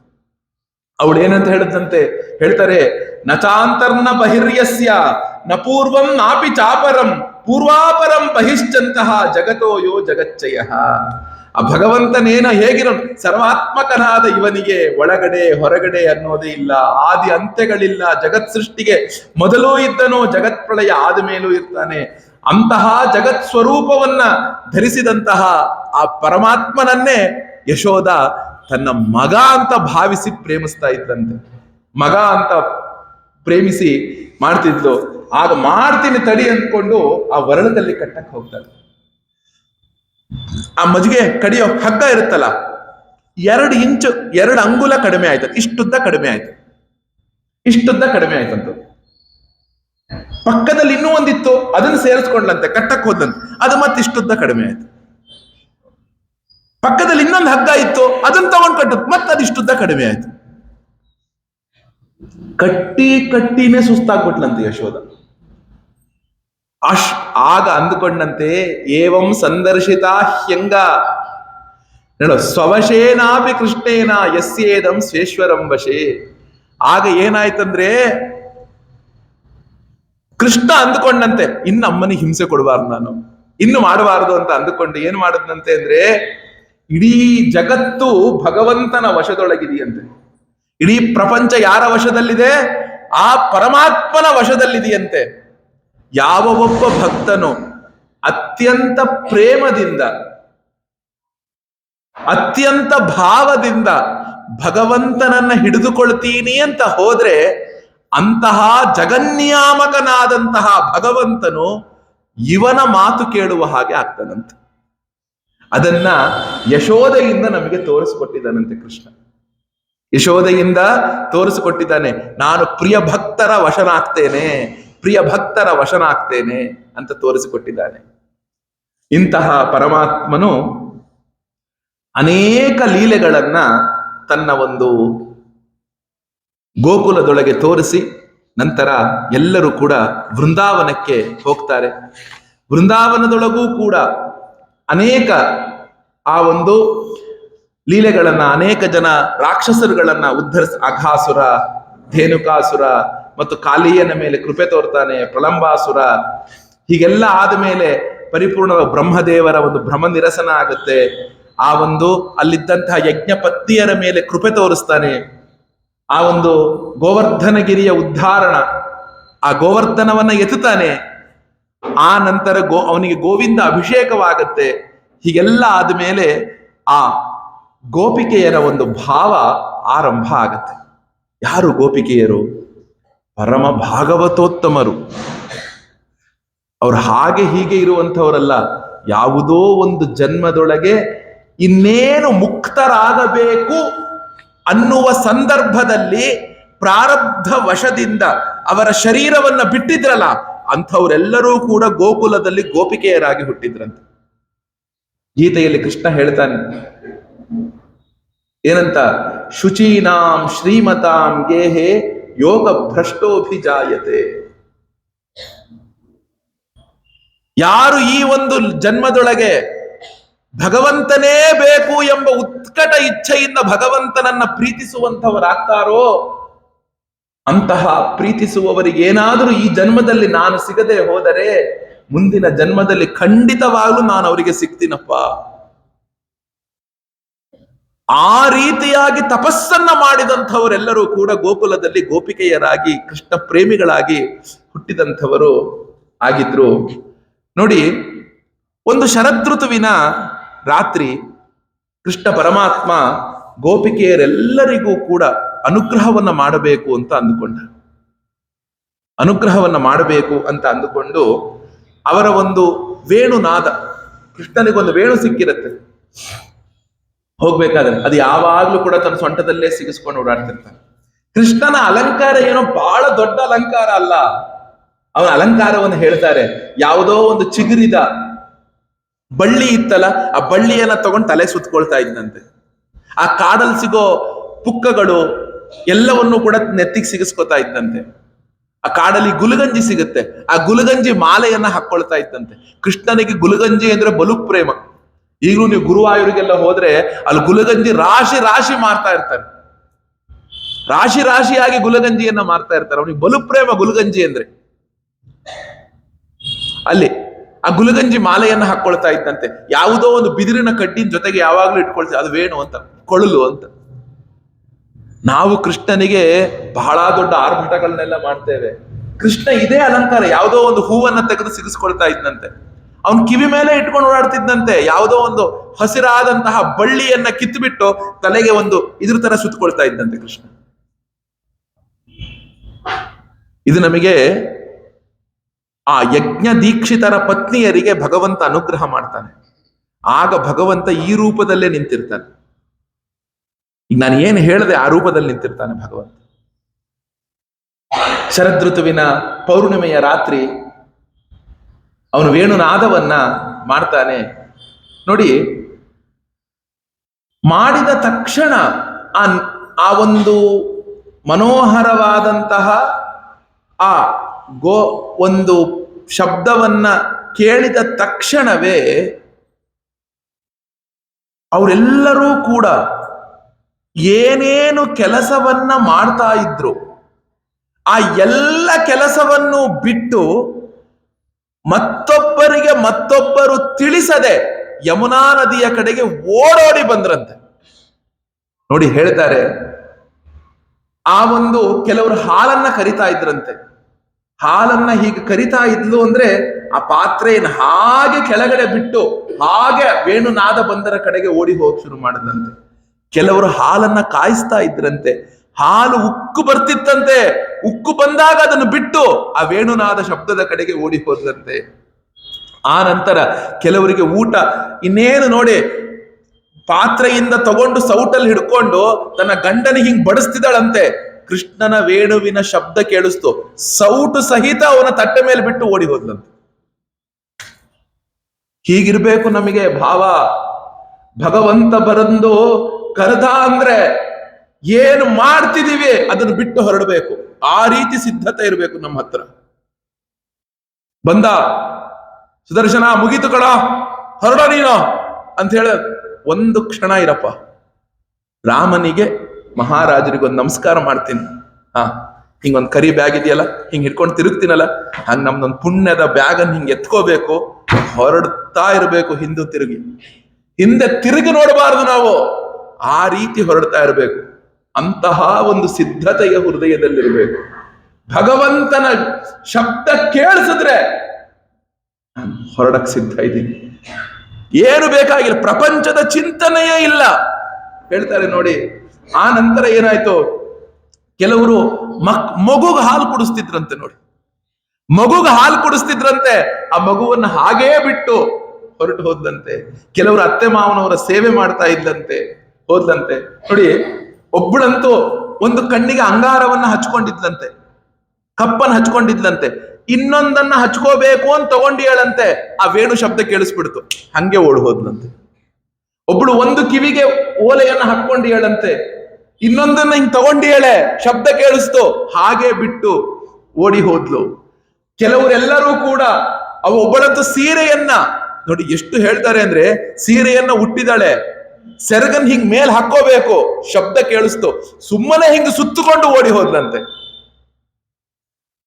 ಅಂದ್ರೆ ಭಗವಂತನ ಕರೆ ಬಂದಾಗ ನಾವುಗಳು ಯಾವುದು ಏನು ಅಂತ ವಿಚಾರ ಮಾಡದೆ ಹೋಗುವ ಸಿದ್ಧತೆ ಯಾರಿರ್ತಾರೋ ಅವನು ನಿಜವಾದ ಭಕ್ತನಾಗ್ತಾನೆ, ನಿಜವಾದ ಭಕ್ತನಾಗ್ತಾನೆ. ಆಗ ಎಲ್ಲರೂ ಕೂಡ ಹೋಗ್ತಾರೆ. ನೋಡಿ, ಅವ್ರನ್ನೆಲ್ಲರೂ ತಡಿತಿದ್ದಾರೆ. ತಂದೆ, ತಾಯಿ, ಅಣ್ಣ, ತಮ್ಮಂದ್ರು, ಮಕ್ಕಳು ಎಲ್ಲರೂ ತಡಿತಾ ಇದ್ದಾರೆ. ನೀನ್ ಹೋಗಬೇಡ, ಮಾಡಬೇಡ ಅಂತ ತಡೆದ್ರು ಕೂಡ ಅವರ ಒಂದು ಮನಸ್ಸು, ಪ್ರಾಣ, ಆತ್ಮ ಎಲ್ಲವನ್ನೂ ಕೂಡ ಕೃಷ್ಣ ಪರಮಾತ್ಮನಿಗೆ ಸಮರ್ಪಣೆಯನ್ನ ಮಾಡಿಬಿಟ್ಟಿರುತ್ತೆ ಗೋಪಿಕೆಯರು. ಆ ಭಗವಂತನಿಗೆ ಸಮರ್ಪಣೆಯನ್ನ ಮಾಡಿದಂತಹವರೆಲ್ಲರೂ ಕೂಡ ಅವ್ರು ಏನ್ ಮಾಡ್ತಾರೆ, ಆ ಭಗವಂತನ ಲೀಲೆಯನ್ನೇ ಚಿಂತಿಸುತ್ತಾ ಚಿಂತಿಸುತ್ತಾ ಚಿಂತಿಸುತ್ತಾ ಅಲ್ಲಿಗೆ ಹೋದಾಗ ಆ ಕೃಷ್ಣನನ್ನ ನೋಡುವಂತಹ ತವಕ ಎಷ್ಟು ಅವರಲ್ಲಿ ಜಾಸ್ತಿ ಆಗ್ಬಿಡ್ತಪ್ಪ, ಬೆಂಕಿ ಜಾಸ್ತಿ ಆಗ್ಬಿಡ್ತಪ್ಪ ಅಂದ್ರೆ ಕೃಷ್ಣನನ್ನು ನೋಡಿದಂತಹ ತವಕ, ನಾನು ಕೃಷ್ಣ ಕರೀತಿದ್ದಾನೆ, ಕೃಷ್ಣನ ಹತ್ರ ಹೋಗ್ತಿದ್ದೀನಿ, ಕೃಷ್ಣನ ಹತ್ರ ಹೋಗ್ತಿದ್ದೀನಿ, ಕೃಷ್ಣ ಯಾವಾಗ ಕಣ್ಣೋ ಯಾವಾಗ ಕಣ್ಣೋ, ಆ ಒಂದು ಭಾವ ಇತ್ತಲ್ಲ, ಆ ಭಾವದಿಂದಲೇ ಅವರ ಎಲ್ಲ ಒಂದು ಪಾಪವೂ ಕೂಡ ನಾಶವಾಗ್ಬಿಡುತ್ತಂತೆ. ಆಮೇಲೆ ಏನಾಯ್ತಂತೆ, ಅಲ್ಲಿ ಹೋಗಿ ಯಾವಾಗ ತಮ್ಮ ಕಣ್ಣುಗಳಿಂದ ಆ ಯಮುನೆಯ ದಡ ಅದರ ಒಂದು ಒಳ್ಳೆಯ ಒಂದು ಭಾಂಡೀರ ವೃಕ್ಷ, ಆ ವೃಕ್ಷದ ಕೆಳಗಡೆ ಕೃಷ್ಣ ಒಂದು ಕಾಲನ್ನ ಕೆಳಗೆ ಒಂದು ಕಾಲನ್ನ ಮೇಲೆ ಹಾಕಿಕೊಂಡು ಆ ಒಂದು ತಲೆಗೆ ಯಾವ ಒಂದು ಚಿಗುರಿದ ಆ ಒಂದು ಬಳ್ಳಿಯನ್ನ ಸುತ್ತುಕೊಂಡು ತಲೆಯ ಮೇಲೆ ಒಂದು ನವಿಲು ಗರೆಯನ್ನ ಇಟ್ಟುಕೊಂಡು ಗುಲಗಂಜಿ ಮಾಲೆಯನ್ನ ಹಾಕಿಕೊಂಡು ಆ ಬಾಸುರಿಯನ್ನ ಕೈಯಲ್ಲಿ ಹಿಡಿತಾ ಆ ಹಳದಿ ಉತ್ತಿರೀಯವನ್ನು ಹೊದ್ದಿರುವಂತಹ ಕೃಷ್ಣನನ್ನ ನೋಡಿ ಕಣ್ಣು ತುಂಬ ಆ ಕೃಷ್ಣನನ್ನ ಒಮ್ಮೆ ನೋಡ್ತಾರಂತೆ. ಆ ನೋಡಿದ ಕ್ಷಣವೇ ಒಂದು ಆನಂದ ಆಯ್ತಲ್ಲ, ಆ ಆನಂದದಿಂದ ಅವರ ಎಲ್ಲಾ ಪಾಪರಾಶಿಗಳನ್ನ ಕಳ್ಕೊಂಡ್ಬಿಟ್ರಂತೆ, ಎಲ್ಲಾ ಪುಣ್ಯ ರಾಶಿಯನ್ನ ಕಳ್ಕೊಂಡ್ಬಿಟ್ರಂತೆ. ಆ ಕೃಷ್ಣನನ್ನ ನೋಡುವ ವೇದನೆಯಿಂದ ಪಾಪರಾಶಿಯನ್ನ ಕಳ್ಕೊಂಡ್ರೆ, ಕೃಷ್ಣನನ್ನ ನೋಡಿದ ಕ್ಷಣವೇ ಅವರ ಎಲ್ಲಾ ಒಂದು ಪುಣ್ಯ ರಾಶಿಯು ಕಳೆದೋಯ್ತಂತೆ. ಪುಣ್ಯ ಪಾಪಗಳನ್ನ ಕಳೆದುಕೊಂಡು ಶುದ್ಧರಾಗಿ ಕೃಷ್ಣನ ಮುಂದೆ ಹೋಗಿ ಗೋಪಿಕೆಯರು ನಿಂತ್ಕೊಂಡ್ರಂತೆ. ನಿಂತುಕೊಂಡಾಗ ಹೇಳ್ತಾರೆ ನೋಡಿ, ಆ ಒಂದು ಕೃಷ್ಣನನ್ನೇ ಸೇರಿ ಹೋಗ್ಬಿಟ್ರಂತೆ ಗೋಪಿಕೆಯರೆಲ್ಲರೂ ಕೂಡ. ಹೇಳ್ತಾರೆ, ಕಾಮಂ ಕ್ರೋಧಂ ಭಯಂ ಸ್ನೇಹಂ ಐಕ್ಯಂ ಸೌಹೃದಮೇವಚ ನಿತ್ಯಂ ಹರೌ ವಿದದತಃ ಯಾಂತಿ ತನ್ಮಯತಾಂ ಹಿತೆ ಯಾಂತಿ ತನ್ಮಯತಾಂ ಹಿತೆ. ಒಟ್ಟು ನಾವು ಭಗವಂತನ ಜೊತೆ ಒಂದು ಸಂಬಂಧವನ್ನ ಇಟ್ಕೋಬೇಕಂತೆ. ಅದು ಯಾವ ರೀತಿಯಾದ ಸಂಬಂಧವಾದರೂ ಪರವಾಗಿಲ್ಲ. ಭಗವಂತನನ್ನ ನನ್ನ ಪತಿ ಅಂತಲೋ, ನನ್ನ ಶತ್ರು ಅಂತಲೋ, ಅಥವಾ ಒಂದು ನಾನು ಅವನನ್ನು ಕಂಡ್ರೆ ಬಹಳ ಉರಿ ಬೀಳ್ತೀನಿ ಕೋಪದಿಂದಲೋ, ಸ್ನೇಹದಿಂದಲೋ, ಭಯದಿಂದಲೋ, ಯಾವುದೋ ಒಂದು ಭಾವದಿಂದ ಆ ಭಗವಂತನ ಜೊತೆಗೆ ನಾವು ಸಂಬಂಧವನ್ನ ಇಟ್ಕೋಬೇಕಂತ.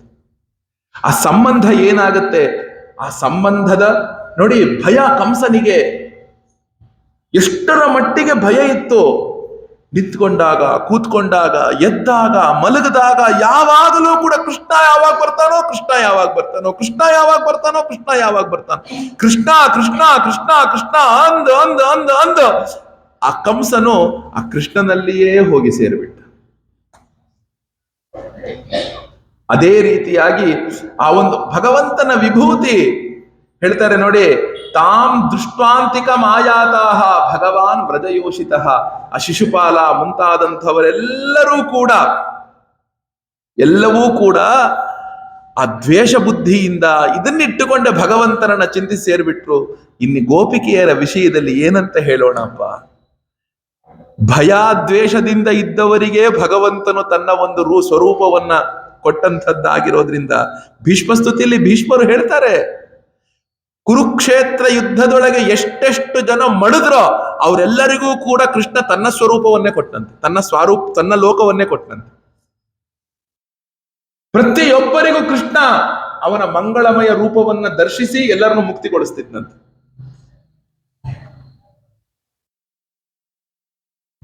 ಇಲ್ಲಿ ಹೇಳ್ತಾರೆ, ಗೋಪಿಕೆಯರು ಅಂದ್ರೆ ಯಾರು ಅಂತ ಅನ್ಕೊಂಡಿರೋದು ಏನೋ, ಅವದದ್ವತಾಂ ಶ್ರೇಷ್ಠೋ ವಾಚಃ ಪೇಶೈರ್ ವಿಮೋಹಯನ್. ಈ ವ್ರಜಭೂಮಿಯ ಅನುಪಮ ವಿಭೂತಿಗಳಂತೆ ಗೋಪಿಕೆಯರು ಅಂದ್ರೆ, ಭಕ್ತ ಶ್ರೇಷ್ಠರಂತೆ. ಒಬ್ಬ ಭಕ್ತನಿದ್ದರೆ ಆ ಒಂದು ಭೂಪ್ರದೇಶ ಪರಮ ಪವಿತ್ರವಾಗಿ ಹೋಗುತ್ತೆ. ಆ ಒಬ್ಬ ಭಕ್ತನಿಂದಲೇ ಲಕ್ಷಾಂತರ ಜನ ಮಂಗಳದ ಹಾದಿಗೆ ಹಿಡಿತಾರೆ. ಅಂಥದ್ರೊಳಗೆ ಸಾವಿರಾರು ಜನ ಭಕ್ತರುಗಳು ಒಂದೇ ಕಡೆಗಿದ್ರೆ ಅದಿನ್ನೇನಂತ ಹೇಳ್ತೇವೆ ನಾವು? ಅದೇ ವೈಕುಂಠ. ಅದೇ ವೈಕುಂಠ. ಕೃಷ್ಣನು ಅವತರಿಸಿದಾಗ ಗೋಕುಲವೇ ವೈಕುಂಠ ಆಗಿತ್ತು. ಆ ಎಲ್ಲರೂ ಬರ್ತಾರೆ. ಆ ಕೃಷ್ಣನನ್ನ ನೋಡಿದಾಗ ಆನಂದದಿಂದ ಹೇಳ್ತಾನೆ. ಕೃಷ್ಣ ಏನ್ ಹೇಳ್ತಾನೆ ಗೊತ್ತಾ ಗೋಪಿಯರಿಗೆ? ಸ್ವಾಗತಂಬೋ ಮಹಾಭಾಗ, ಪರಮ ಭಾಗವತೋತ್ತಮರುಗಳಿರ, ನಿಮಗೆ ಸ್ವಾಗತವನ್ನ ನಾನು ಕೋರ್ತಾ ಇದ್ದೇನೆ. ಪರಮ ಭಕ್ತರುಗಳಿರ, ನಿಮಗೆ ನಾನು ಸ್ವಾಗತವನ್ನ ಕೋರ್ತಾ ಇದ್ದೇನೆ. ಯಾಕೆ ಇಂತಹ ರಾತ್ರಿಯಲ್ಲಿ ನೀವು ಬಂದುಬಿಟ್ರಿ? ಯಾಕೆ ಇಂತಹ ರಾತ್ರಿಯಲ್ಲಿ ಬಂದುಬಿಟ್ರಿ ಅಂತ ಹೇಳಿ ಆ ಒಂದು ಭಾವವನ್ನ ಶುರು ಮಾಡ್ತಾರೆ. ಆಗ ಕೃಷ್ಣ ಪರಮಾತ್ಮನು ತನ್ನ ಮಾಯ ಆಗ್ತಾನೆ. ಅವರೆಲ್ಲರೂ ಕೂಡ ಸ್ತೋತ್ರವನ್ನ ಮಾಡ್ತಾರೆ. ಆ ಒಂದು ಅತ್ಯಂತ ದುಃಖದಿಂದ ಆ ಕೃಷ್ಣನನ್ನ ಕುರಿತು ಮಾಡಿದಂತಹ ಸ್ತೋತ್ರವೇ ನಾವೆಲ್ಲರೂ ಕೂಡ ತನ್ಮನಸ್ಕಾಹ ತದಾಲಾಪಾಹ ತದ್ವಿಚೇಷ್ಟಾಹ ತದಾತ್ಮಿಕಾಹ ತದ್ಗುಣಾನೇವ ಗಾಯಂತ್ಯಃ ನಾತ್ಮಾಗಾರಾಣಿ ಸಸ್ಮರುಹು. ಅವರ ಒಂದು ರೋಮಗಳು, ಅವರ ಆತ್ಮ ಎಲ್ಲವೂ ಕೃಷ್ಣಮಯವಾಗಿ ಹೋಗಿತ್ತಂತೆ. ಅವನ ಗುಣಲೀಲೆಗಳನ್ನೇ ಹಾಡ್ತಾ ಇದ್ರಂತೆ. ಅವರು ತನ್ಮಯರಾಗಿ, ಅವರ ದೇಹದ ಸ್ಮರಣೆಯೂ ಗೋಪಿಕೆಯರಿಗೆ ಇರಲಿಲ್ವಂತೆ. ಅವರ ದೇಹದ ಸ್ಮರಣೆಯೂ ಕೂಡ ಗೋಪಿಕೆಯರಿಗೆ ಇರಲಿಲ್ಲ. ಅಂಥದ್ರೊಳಗೆ ಮನೆಯ ಒಂದು ಭಾವ ಎಲ್ಲಿಂದ ಬರುತ್ತಪ್ಪ? ಇಂತಹ ಒಂದು ಮರಳು ದಿಣ್ಣಿನ ಮೇಲೆ ಆ ಭಗವಂತನನ್ನ ಅತ್ಯಂತ ಭಾವದಿಂದ ಸ್ತೋತ್ರವನ್ನು ಮಾಡ್ತಾರೆ. ಅದೇ ಹೆಸರು ಗೋಪಿಕಾ ಗೀತ ಅಂತ. ಗೋಪಿಕಾ ಗೀತ ಅಂತ ಅದೇ ಹೆಸರು. ಆಗ್ಲಿ, ಅದನ್ನ ಇನ್ನೊಮ್ಮೆ ಹೇಳ್ತೇನೆ. ಯಾಕೆಂದ್ರೆ ಈಗ ನಾನು ಮುಂದಿನ ದಿನೋ ಬೇರೆ ಏನೋ ಹೇಳಬೇಕು ಅಂತ ಹೊರಟದಕ್ಕೆ ಪೀಠಿಕೆ ಹಾಕ್ತಾ ಇದ್ದೇನೆ. ಜಯತಿ ತೇಧಿಕಂ ಜನ್ಮನಾ ವ್ರಜಃ ಶ್ರಯತ ಇಂದಿರಾ ಶಶ್ವತತ್ರಹಿ ದಯಿತ ದೃಶ್ಯತಾ ದಿಕ್ಷು ತಾವಕಾಃ ತ್ವಯಿ ಧೃತಾಸವಸ್ತ್ವಾಂ ವಿಚಿನ್ವತೆ ನ ಖಲು ಗೋಪಿಕಾ ನಂದನೋ ಭವಾನ್ ಅಖಿಲ ದೇಹಿನಾಂ ಅಂತರಾತ್ಮದೃಕ್ ವಿಖನ ಸಾರ್ಥಿತೋ ವಿಶ್ವಗುಪ್ತಯೇ ಸಖ ಉದೇಯಿವಾನ್ ಸಾತ್ವತಾಂ ಕುಲೇ ತವ ಕಥಾಮೃತಂ ತೃಪ್ತ ಜೀವನಂ ಕವಿಭಿರೀಡಿತಂ ಕಲ್ಮಷಾಪಹಂ ಶ್ರವಣ ಮಂಗಳಂ ಶ್ರೀಮದಾತತಂ ಭುವಿ ಗೃಣಂತಿ ತೇ ಭೂರಿದಾ ಜನಾ. ಭಗವಂತ ನಿನ್ನ ಕಥಾಶ್ರವಣವನ್ನ ಮಾಡ್ತಾನೆ. ಅನೇಕ ಜನ ಸದ್ಗತಿಯನ್ನ ಹೊಂದ್ಬಿಟ್ರಪ್ಪ. ನಿನ್ನ ಒಂದು ಯಾರು ಪ್ರಪಂಚದ ಬೇಗೆಯೊಳಗೆ ಬೇಯ್ತಾ ಇದ್ದಾರೆ, ಅವರಿಗೆ ನಿಜವಾಗಲೂ ಹಿತವನ್ನ ಕೊಡೋದು ಯಾವುದು ಗೊತ್ತಾಪ? ಅದು ನಿನ್ನ ಕಥೆಯಾಗಿದೆ, ನಿನ್ನ ಕಥೆಯಾಗಿದೆ. ಹೇಳ್ತಾರೆ ಭಗವಂತ ಬೇಡ ಬೇಡ ಅಂತ ಹೇಳಿದ್ರು ಕೂಡ ಹಸುಗಳನ್ನು ಹೊಡ್ಕೊಂಡು ಹೋಗ್ತಾ ಇದ್ಯಪ್ಪ, ಹಸುಗಳನ್ನು ಹೊಡ್ಕೊಂಡು ಹೋಗ್ತಿದ್ದೆ. ನಾವು ನೀನು ಹೊಡ್ಕೊಂಡು ಹೋದಾಗಿಂದ ಬರುವವರೆಗೂ ಕೂಡ ಬಾಗಿಲ ಬಳಿ ನಿಂತುಕೊಂಡು ಬರೋದು ಸೂರ್ಯನನ್ನು ನೋಡೋದು. ಸೂರ್ಯ ಕೆಳಗ್ ಬಂದ, ಸೂರ್ಯ ಕೆಳಗ್. ಯಾಕೆ? ನಿನ್ನ ನೋಡಕ್ಕೆ ನಾವು ಕಾಯ್ಕೊಂಡಿರ್ತಿದ್ವಪ್ಪ. ಯಾವಾಗ ನಿನ್ನ ಒಂದು ಹಸುಗಳ ಹಿಂದಿಂದ ಬರ್ತಾ ಇದ್ಯೋ, ಆ ಹಸುಗಳ ಧೂಳು ನಿನ್ನ ಮೈ ಮೇಲೆ ಬಿದ್ದು ಬಿದ್ದು ಬಿದ್ದು ನೀನ್ ಏನಾಗ್ತಿತ್ತು? ಕೆಂಪುಗಾಗಿ ಕಾಣಿಸ್ತಾ ಇದ್ದೆ. ಆ ಸೂರ್ಯನ ಕಿರಣವೂ ನಿನ್ನ ಮುಖದ ಮೇಲೆ ಬೀಳ್ತಿತ್ತು, ಕೆಂಪಾಗಿ ನೀನು ಕಾಣಿಸ್ತಾ ಇತ್ತು. ಆ ಕೆಂಪಾಗಿ ನೀನು ಕಂಡಾಗ ನಿನ್ನನ್ನು ನೋಡೋದೇ ಒಂದು ಅದ್ಭುತ ಅಪ್ಪ.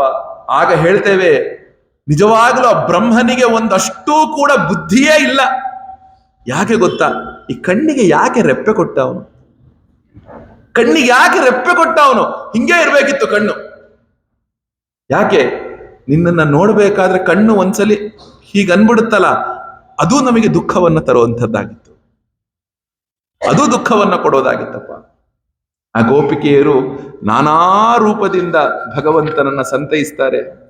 ಸಂತೈಸಿದ ಮೇಲೆ ಭಗವಂತನು ಅವರ ಕಣ್ಣೆದುರಿಗೆ ಬರ್ತಾನೆ. ಕಣ್ಣೆದುರಿಗೆ ಬಂದಾಗ ಪರಿಪೂರ್ಣವಾಗಿ ಅವರು ಶುದ್ಧ ಹೃದಯರಾಗಿ ಆ ಭಗವಂತನ ರೂಪವನ್ನ ಆ ಗೋಪಿಕೆಯರಿಗೆ ತೋರಿಸಿಕೊಡ್ತಾನೆ. ನೋಡಿ, ಈ ರೀತಿ ಆ ಒಂದು ರಾಸಕ್ರೀಡೆ ಆಗತ್ತೆ, ಎಲ್ಲವೂ ಕೂಡ ಆಗತ್ತೆ, ಇವುಗಳ ಗೀತೆ ಆಗತ್ತೆ.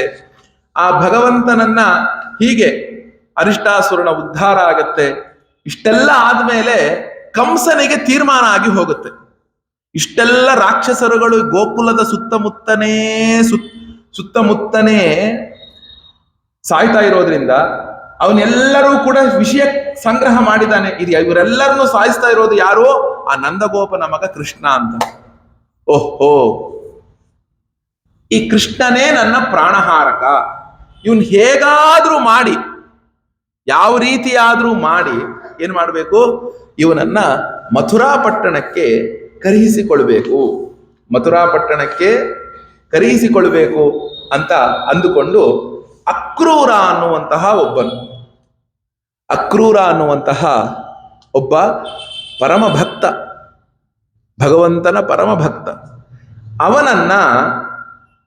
ಅವನನ್ನ ಕೃಷ್ಣನನ್ನ ಕರೆದುಕೊಂಡು ಬರೋದಿಕ್ಕೆ ಕಳುಹಿಸಿಕೊಡ್ತಾರೆ. ಅದ್ಭುತವಾದ ಸ್ತುತಿ, ಅಕ್ರೂರ ಮಾಡಿದ ಭಗವಂತನ ಸ್ತುತಿ ಏನಿದೆ, ಅದ್ಭುತವಾದಂತಹ ಸ್ತುತಿ ನೋಡಿ. ಅವನು ಬರಬೇಕಾದ್ರೂ ಕೂಡ ಕೃಷ್ಣನನ್ನ ಕರ್ಕೊಂಡು ಹೋಗಬೇಕಾದಾಗ,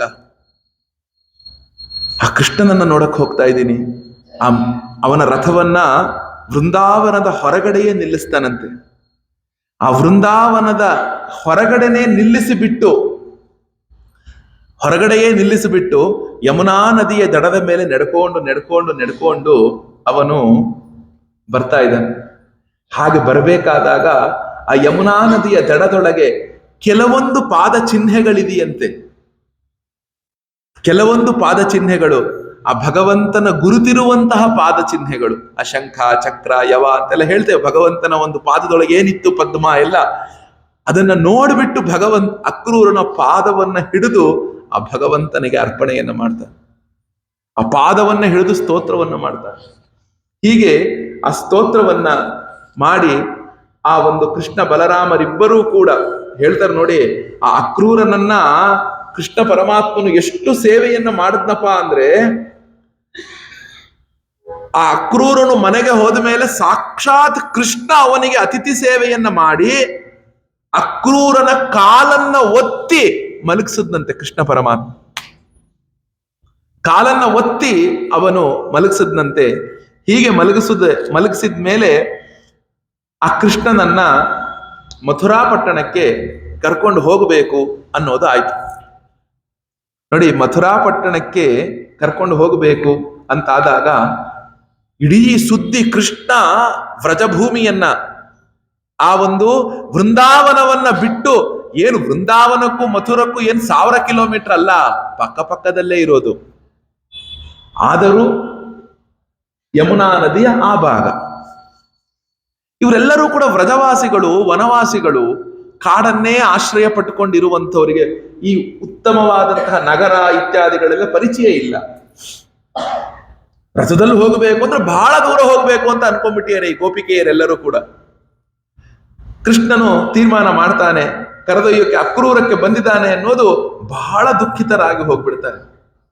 ಎಷ್ಟು ದುಃಖವನ್ನ ಪಡ್ತಾರಪ್ಪ ಅಂದ್ರೆ, ಒಬ್ಬೊಬ್ರು ಕೂಡ ಆ ಗೋಪಿಕೆಯರು ನಿಜವಾಗಲೂ ಕೂಡ ಕೃಷ್ಣನ ಭಾವ ಏನು ಅನ್ನೋದಿಲ್ಲ ಅರ್ಥ ಮಾಡ್ಕೋಬೇಕು.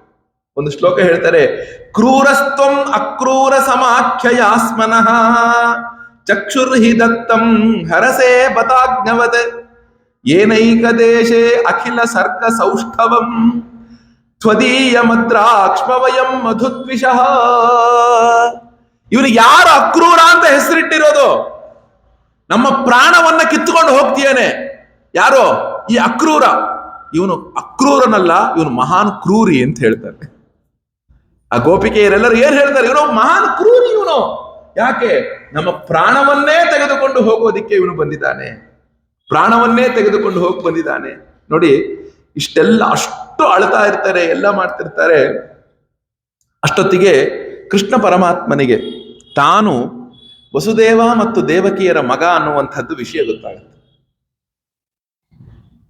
ಅಕ್ರೂರ ಆ ಮಥುರಾ ಪಟ್ಟಣಕ್ಕೆ ಕರ್ಕೊಂಡು ಹೋಗ್ಬೇಕು, ತಂದೆ ತಾಯಿಯರನ್ನ ಬಿಡಿಸ್ಬೇಕು, ಕಂಸನ ಒಂದು ದುಷ್ಟತನ ಏನಿದೆ ಅದೆಲ್ಲದನ್ನು ಕಳಿಬೇಕು. ಕೃಷ್ಣನು ಸಮರ್ಥನಿದ್ದಾನೆ, ಅದರೊಳಗೆಲ್ಲ ಏನಿಲ್ಲ ನೋಡಿ. ಇಲ್ಲಿ ಯಶೋಧ ತಾಯಿ ಬರ್ತಾಳೆ. ಆ ಯಶೋಧ ತಾಯಿಗೆ ಕೃಷ್ಣ ದೇವಕಿಯ ಮಗ ಅನ್ನುವ ವಿಷಯ ಗೊತ್ತಾಯ್ತು.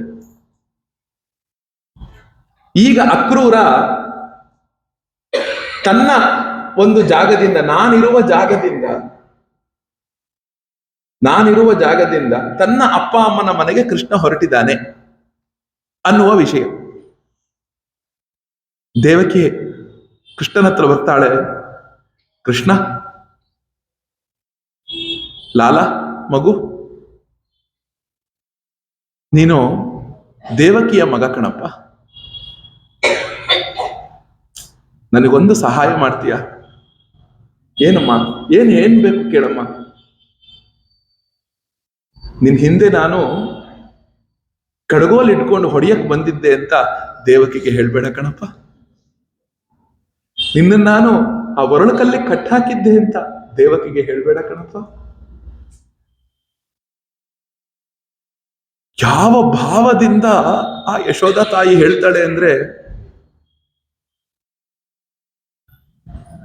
ಆ ಕೃಷ್ಣನಿಗೆ ಅಕ್ರೂರನಿಗೆ ಬೆಳಗ್ಗೆ ನಾಳೆಗೆ ಹೋಗ್ಬೇಕು. ಹಿಂದಿನ ದಿನ ಹೊರಗಡೆಗೆ ಭಗವಂತನು ಯಮುನಾ ನದಿಯ ದಡದಲ್ಲಿ ನಡ್ಕೊಂಡು ಬರಕ್ಕೆ ಹೋದಾಗ ಒಂದು ಕಥೆ ಇದೆ. ನಾರದರು ಬರ್ತಾರೆ. ಬಂದ ಕೃಷ್ಣ ಎದುರಿಗೆ ನಿಂತಿರ್ತಾನೆ. ನಾರದರೆ, ನಾನು ಹೋಗ್ಲೇಬೇಕಾ ಅಲ್ಲಿಗೆ, ಮಥುರೆಗೆ? ನನಗೆ ಯಾವ ಮಥುರೆ ಬೇಡ, ಯಾವ ರಾಕ್ಷಸರ ಕಾಟ ಬೇಡ, ಅದಕ್ಕೆಲ್ಲದನ್ನು ಬ್ರಹ್ಮದೇವರಿಗೆ ಹೋಗಿ ಹೇಳಿ ಇನ್ನೊಬ್ಬರು ಸೃಷ್ಟಿ ಮಾಡ್ಕೊಳ್ಳಿ. ನನಗೆ ಈ ಗೋಕುಲವನ್ನ ಬಿಟ್ಟು ಬರೋಕೆ ಆಗ್ತಾ ಇಲ್ಲ. ನನಗೆ ಗೋಕುಲವನ್ನ ಬಿಟ್ಟು ಬರೋದಿಕ್ಕೆ ಆಗ್ತಾ ಇಲ್ಲ. ಇನ್ನೊಬ್ಬರು ಸೃಷ್ಟಿ ಮಾಡ್ಕೊಳಕ್ ಹೋಗಿ ಹೇಳಿ. ನಾರದರು ಹೇಳ್ತಾರೆ, ಅಲ್ಲಪ್ಪ, ನೀನು ಅಖಿಲಾಂಡ ಕೋಟಿ ಬ್ರಹ್ಮಾಂಡ ನಾಯಕ, ನೀನು ಸಮಸ್ತ ಮೋಹವನ್ನು ಕೂಡ ಕಳೆಯುವವನು, ನೀನು ಒಬ್ಬ ಮೋಹಗ್ರಸ್ತನಾದ್ರೆ ನಾನು ಏನಪ್ಪ ಮಾಡೋದು?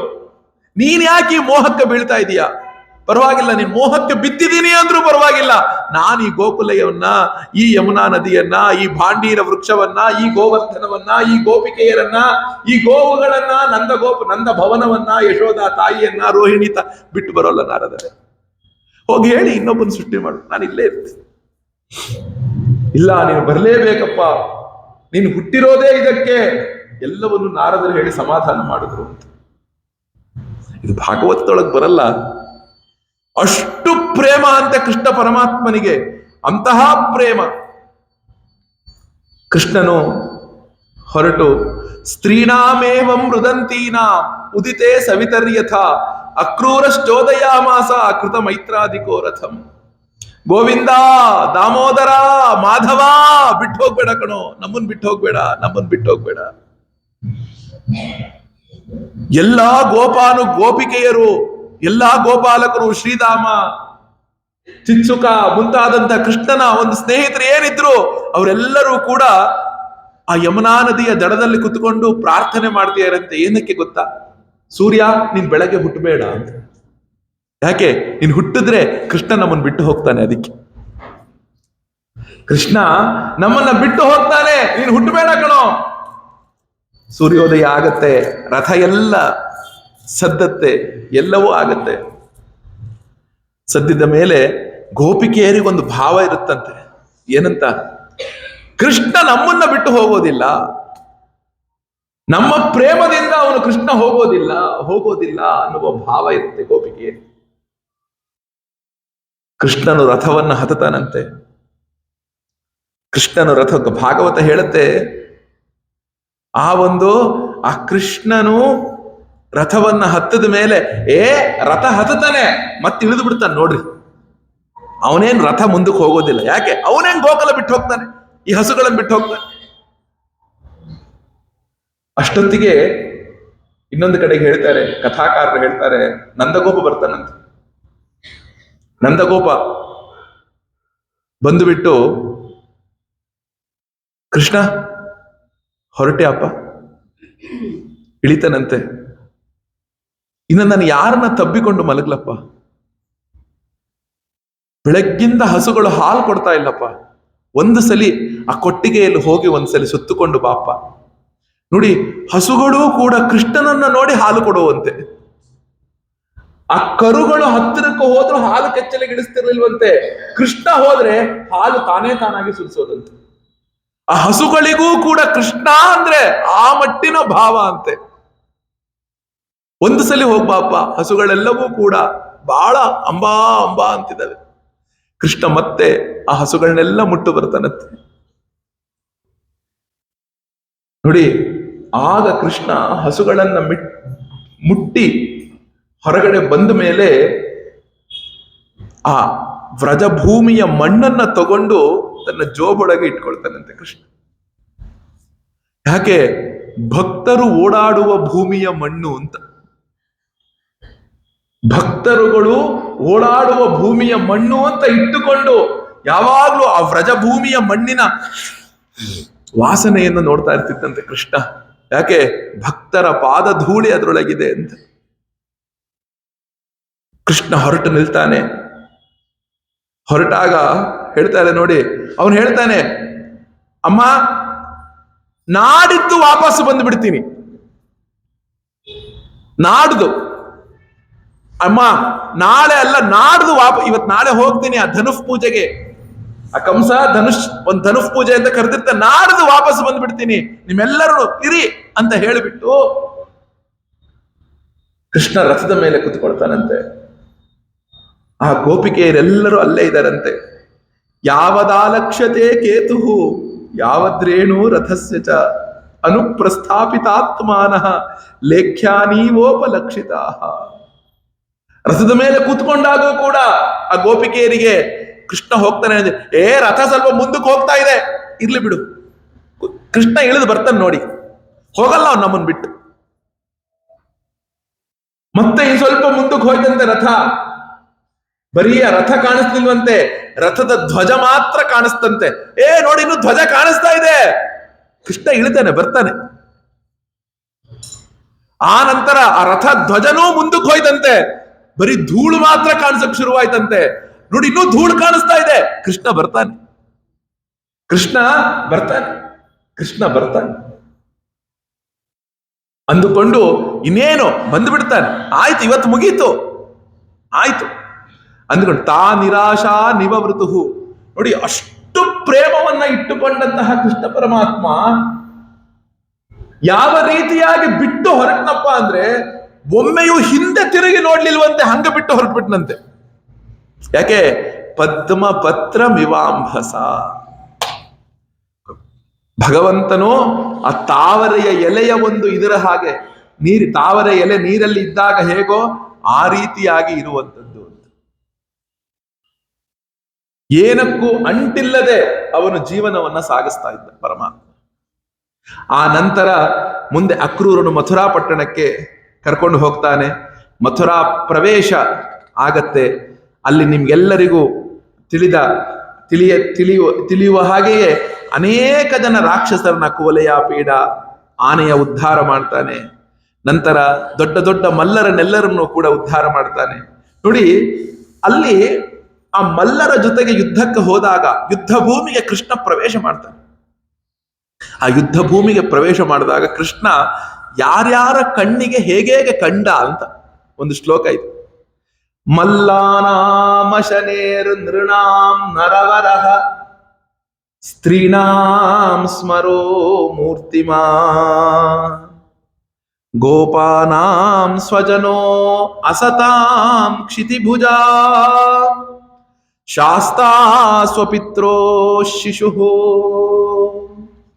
ಮೃತ್ಯುರ್ಭೋಜಪತೇರ್ವಿರಾಡ ವಿದುಷಾಂ ತತ್ವಂ ಪರಂ ಯೋಗಿನಾ ವೃಷ್ಣೀನಾಂ ಪರದೇವದೇ ದೇವತೇತಿ ವಿದಿತಃ ರಂಗಂ ಗತಃ ಸಾಗ್ರಜಃ ರಂಗಂ ಗತಃ ಸಾಗ್ರಜಃ.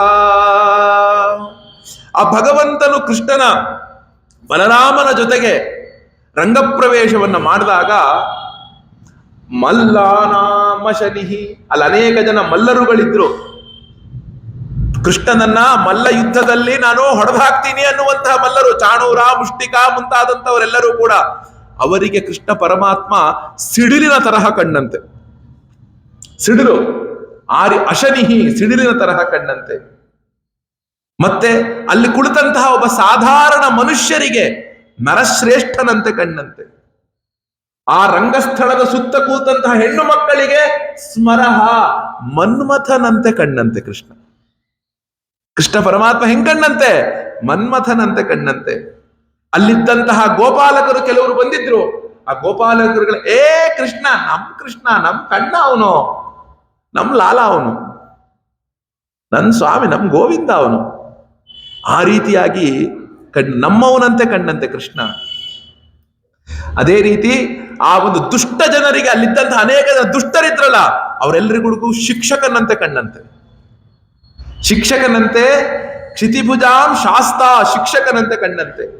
ಮತ್ತೆ ಅಲ್ಲಿದ್ದಂತಹ ತಂದೆ ತಾಯಿಯರಿಗೆ ನನ್ನ ಮಗನಂತೆ ಕಣ್ಣಂತವನು. ಕೃಷ್ಣ ನಮ್ಮ ಮಗ ಕಣೋ ಅಂತ ಕಣ್ಣಂತೆ. ಕಂಸನಿಗೆ ಮೃತ್ಯುರ್ಭೋಜಪತೆ, ಕಂಸನಿಗೆ ಮೃತ್ಯುವಿನಂತೆ ಕಣ್ಣಂತೆ ಕೃಷ್ಣ. ಮೃತ್ಯುವಿನಂತೆ ಕಂಸನಿಗೆ ಕಂಡ್ರೆ, ಅದೇ ರೀತಿ ಆ ಒಂದು ಆ ವಿರಾಡ ವಿದುಷಾಂ, ಆ ಅಜ್ಞಾನಿಗಳಿಗೆ ವಿರಾಟ್ ಪುರುಷನಾಗಿ ಕಂಡಂತೆ, ಅಲ್ಲಿದ್ದಂತಹ ಋಷಿ ಮುನಿಗಳಿಗೆ ಆತ್ಮಸ್ವರೂಪವಾಗಿ ಪರತತ್ವವಾಗಿ ಕಂಡಂತೆ. ಆದ್ರೆ ಆ ಭಕ್ತ ಶಿರೋಮಣಿಗಳಾದಂತಹ ವೃಷ್ಟಿವಂಶದವರಿಗೆ, ಆ ವೃಷ್ಟಿವಂಶದವರಿಗೆ, ವ್ರಜಭೂಮಿ ವಾಸಿಗಳಿಗೆ ಸಾಕ್ಷಾತ್ ಪರಮಾತ್ಮನ ಹಾಗೆ ಕೃಷ್ಣ ಕಂಡ. ಒಬ್ಬನೇ ಕೃಷ್ಣ ಎಲ್ಲರ ದೃಷ್ಟಿಯಲ್ಲೂ ಕೂಡ ಬೇರೆ ಬೇರೆಯಾಗಿ ಕಂಡವನಾದ. ಆ ಕಂಸನ ಉದ್ಧಾರ ಆಗತ್ತೆ. ಆ ಚಾಣೂರ, ಮುಷ್ಟಿಕ ಮುಂತಾದಂಥವರೆಲ್ಲರನ್ನು ಆದ್ಮೇಲೆ ಕಂಸವಧ ಆಗತ್ತೆ. ಆಮೇಲೆ ತನ್ನ ಕಾರಾಗೃಹದಿಂದ ತನ್ನ ತಂದೆ ತಾಯಿಗಳೆಲ್ಲರನ್ನೂ ಕೂಡ ಬಿಡಿಸ್ತಾನೆ.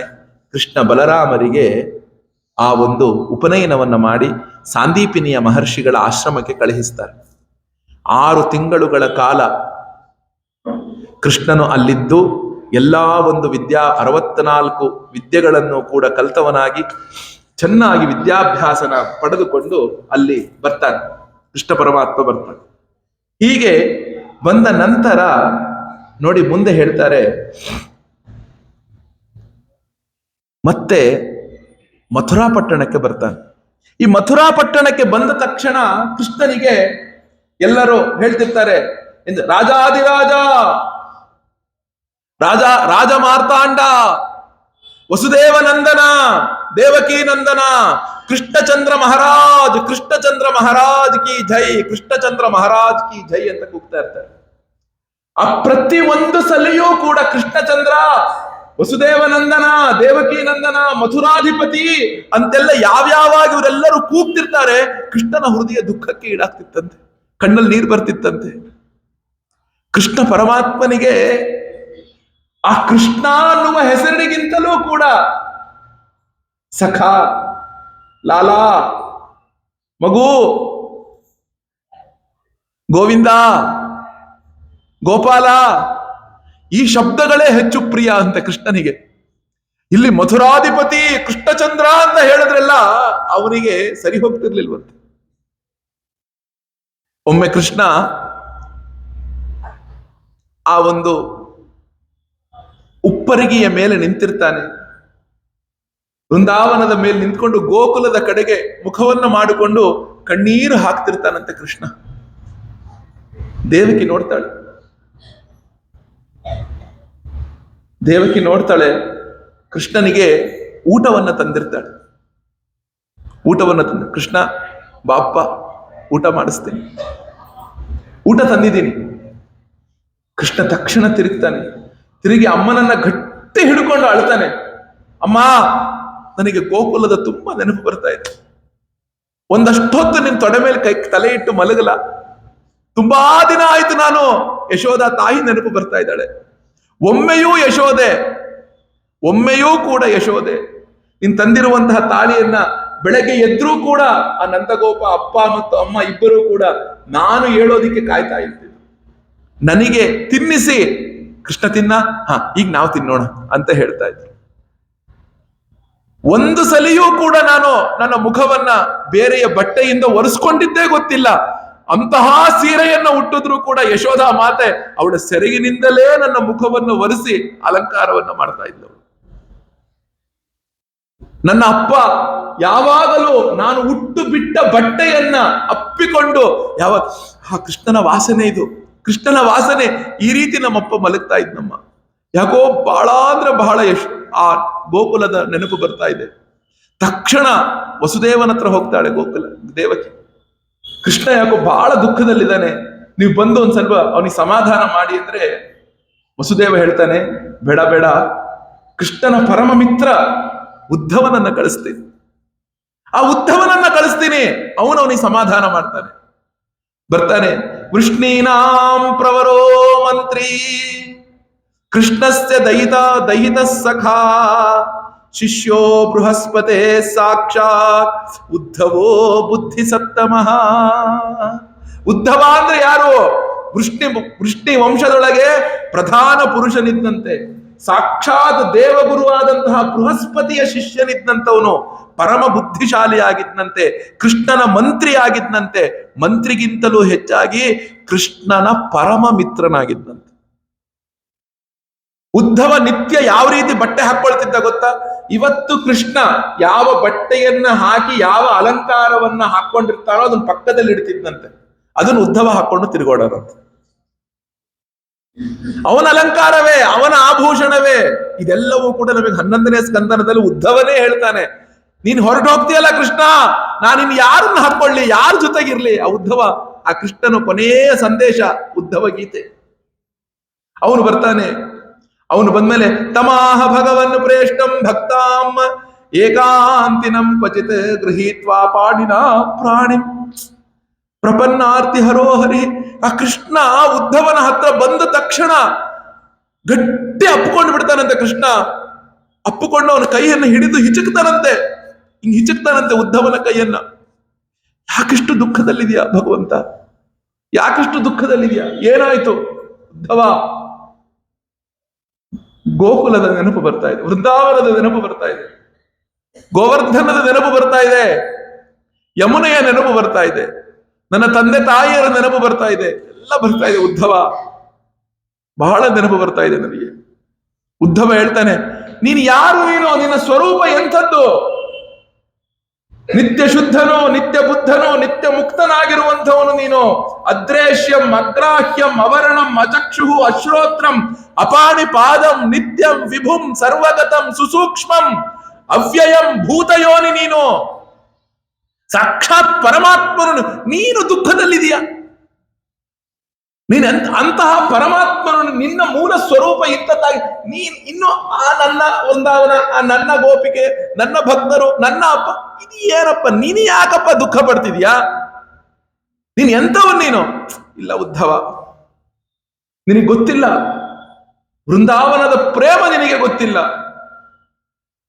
ಆ ವೃಂದಾವನದ ಆ ಮರಗಳಿಗೆ ಗೊತ್ತು, ಆ ವೃಂದಾವನದ ಆ ಯಮುನಾ ನದಿಯ ಮರಳಿಗೆ ಗೊತ್ತು. ಅಲ್ಲಿ ಹೋಗು ನೀನು. ಗಚ್ಚ ಉದ್ಧವ ವಜ್ರ ವ್ರಜಂ ಸೌಮ್ಯ. ಉದ್ಧವ, ಒಮ್ಮೆ ವ್ರಜಕ್ಕೆ ಹೋಗು, ವ್ರಜಕ್ಕೆ ಹೋಗು. ಅಲ್ಲಿಗೆ ಹೋಗಿ ಅಲ್ಲಿ ಹೇಗಿದ್ದಾರೆ ಜನ ಅನ್ನೋದನ್ನ ನೀನು ನೋಡ್ಕೊಂಬಪ್ಪ. ಯಾಕೆ ಗೊತ್ತಾ? ವ್ರಜದ ಜನ ಏನು ಅನ್ಕೊಂಡಿದ್ಯಾ? ತಾ ಮನ್ಮನಸ್ಕಾಹ ಮತ್ ಪ್ರಾಣಾಹ ಮದರ್ಥೆ ತ್ಯಕ್ತ ದೈಹಿಕಾಹ. ಆ ವ್ರಜದ ಜನರು, ಗೋಪಿಕೆಯರೆಲ್ಲರೂ ಏನಿದ್ದಾರೆ, ನಿತ್ಯ ನಿರಂತರವಾಗಿ ನನ್ನಲ್ಲೇ ತೊಡಗಿರ್ತಾರಪ್ಪ. ಅವರ ಪ್ರಾಣ, ಅವರ ಜೀವನ, ಅವರ ಸರ್ವಸ್ವ ಎಲ್ಲವೂ ನಾನೇ ಆಗಿದ್ದೇನೆ. ಆ ವೃಂದಾವನದ ಜನರ ಪ್ರಾಣ, ಸ್ವರೂಪ, ಸರ್ವ ಎಲ್ಲವೂ ನಾನೇ ಆಗಿದ್ದೇನಪ್ಪ. ಅವರೆಲ್ಲರೂ ಕೂಡ ನನ್ನನ್ನೇ ಪ್ರಿಯತಮನು, ನನ್ನನ್ನೇ ಆತ್ಮ ಸ್ವರೂಪ ಎಲ್ಲ ಭಾವಿಸಿದ್ದಾರೆ. ಅವರು ಎಲ್ಲಾ ಲೌಕಿಕ ಪರಲೌಕಿಕ ಸಾಧನೆಯನ್ನು ಬಿಟ್ಟು ನನ್ನೊಟ್ಟಿಗೆ ಇರುತ್ತೇನೆ ಆನಂದ ಅಂತ ಅಂದ್ಕೊಂಡಿದ್ದಾರಪ್ಪ. ಉದ್ಧವ, ಹೋಗೋ, ಇದು ನನ್ನ ವ್ರತ ಆಗಿದೆಯಪ್ಪ, ಹೋಗೋ, ಅವ್ರು ಹೇಗಿದ್ದಾರೆ ಕೇಳ್ಕೊಂಡು ಬಾರೋ, ಹೋಗಿ ಕೇಳ್ಕೊಂಬ, ನೋಡ್ಕೊಂಬ ಅಂತ ಹೇಳಿದಾಗ ಉದ್ಧವ ಹೇಳ್ತಾನೆ ಕೃಷ್ಣನಿಗೆ, ನೀನು ಇಂತಹವನಾಗಿದೀಯ, ನೀನಿಷ್ಟು ದುಃಖ ಪಡದ. ಅವ್ರಗಳಿಗೂ ಹೋಗಿ ಹೇಳ್ತೀನಿ, ಯಶೋಧ ತಾಯಿಗೆ ಹೇಳ್ತೀನಿ, ವಸುದೇವನಿಗೆ, ಆ ನಂದಗೋಪನಿಗೆ ಹೇಳ್ತೀನಿ, ನಿನ್ನ ಪರಮಾತ್ಮ, ನಿನ್ನ ಮಗ ನಿನ್ನೊಬ್ಬನಿಗೆ ಮಗನಲ್ಲಪ್ಪ, ಲೋಕಕ್ಕೆ ಮಗ ಅವನು, ಸಾಕ್ಷಾತ್ ಪರಮಾತ್ಮನು, ಅವನನ್ನ ನೀವು ಇಷ್ಟೆಲ್ಲ ಒಂದು ಭಾವದಲ್ಲಿ ಇಟ್ಕೋಬೇಡಿ ಅಂತ ಹೇಳಿ ಅವರಿಗೆಲ್ಲ ಬುದ್ಧಿವಾದ ಹೇಳ್ತೀನಿ ಅಂತ ಹೇಳ್ತಾನೆ ಉದ್ಧವ. ಆಯ್ತಪ್ಪ. ಕೃಷ್ಣ ಹೇಳ್ತಾನೆ, ಉದ್ಧವ ನೀನು ಏನಾದ್ರೂ ಹೇಳೋ, ಆದ್ರೆ ಗಟ್ಟಿಯಾಗಿ ಹೇಳ್ಬೇಡ ಕಣೋ. ಅವರ ಗಟ್ಟಿತನನ ತಡ್ಕೊಳ್ಳಲ್ಲ, ಆ ಗಟ್ಟಿತನನ ತಡ್ಕೊಳ್ಳಲ್ಲ ಕಣೋ. ಹೋಗ್ತಾರೆ.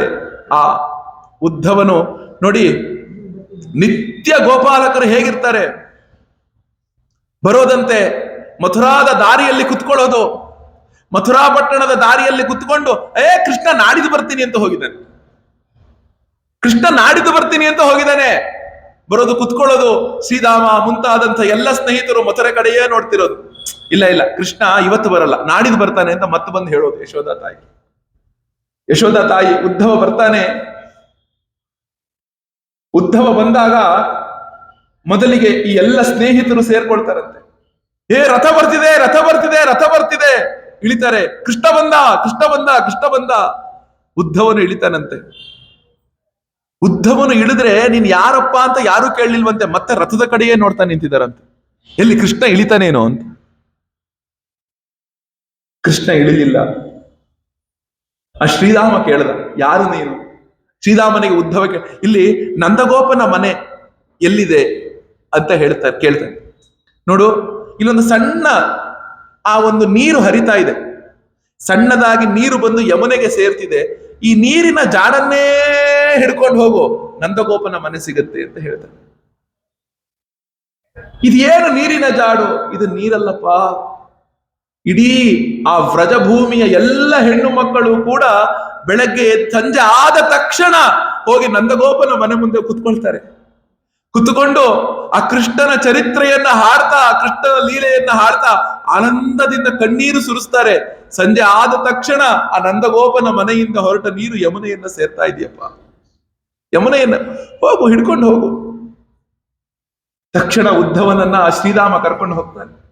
ಕರ್ಕೊಂಡು ಹೋಗಿ, ಯಶೋಧ ತಾಯಿ, ಆಯಿ ಬಾ, ಹೊರಗ್ ಬಾ, ಅಮ್ಮ ಹೊರಗ್ ಬಾ, ಯಶೋಧ ತಾಯಿ ಹೊರಗ್ ಬಾ, ಹೊರಗ್ ಬಾ. ತಕ್ಷಣ ಯಶೋಧ ಓಡೋಡಿ ಬರ್ತಾಳೆ. ಶ್ರೀರಾಮ, ಇಷ್ಟು ಜೋರ ಕಿರಿಸ್ತೀಯ ಅಂತ ಗೊತ್ತಿಲ್ಲ ನಿನಗೆ? ಕೃಷ್ಣನಿಗೆ ಈಗ ತಾನೆ ಊಟ ಮಾಡಿಸಿ ರೂಮಲ್ಲಿ ಮಲಗಿಸಿದೀನಿ.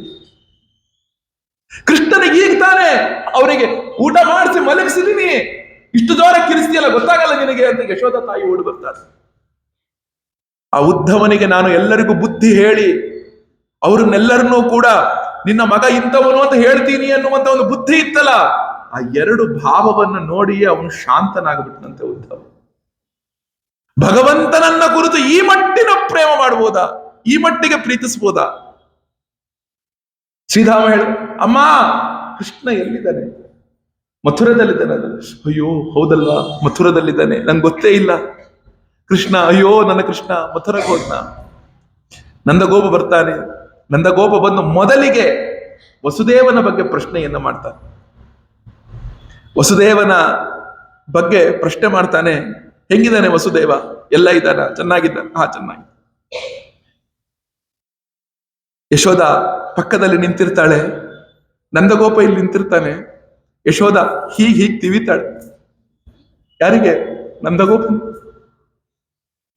ತಿವಿದಾಗ ನಂದಗೋಪ ಕೇಳ್ತಾನೆ ಉದ್ಧವನಿಗೆ, ಅಪಿಸ್ಮರತಿ ನ ಕೃಷ್ಣ ಮಾತರಂ ಸೂರದಂ ಸಖೀ ಗೋಪಾನ್ ವ್ರಜಂ ಆತ್ಮನಾಥಂ ಗಾವೋ ವೃಂದಾವನಂ ಗಿರಿಂ. ಉದ್ಧವ, ಕೃಷ್ಣ ಒಮ್ಮೆಯಾದರೂ ನಮ್ಮನ್ನ ನೆನಪಿಸ್ಕೋತಾನ,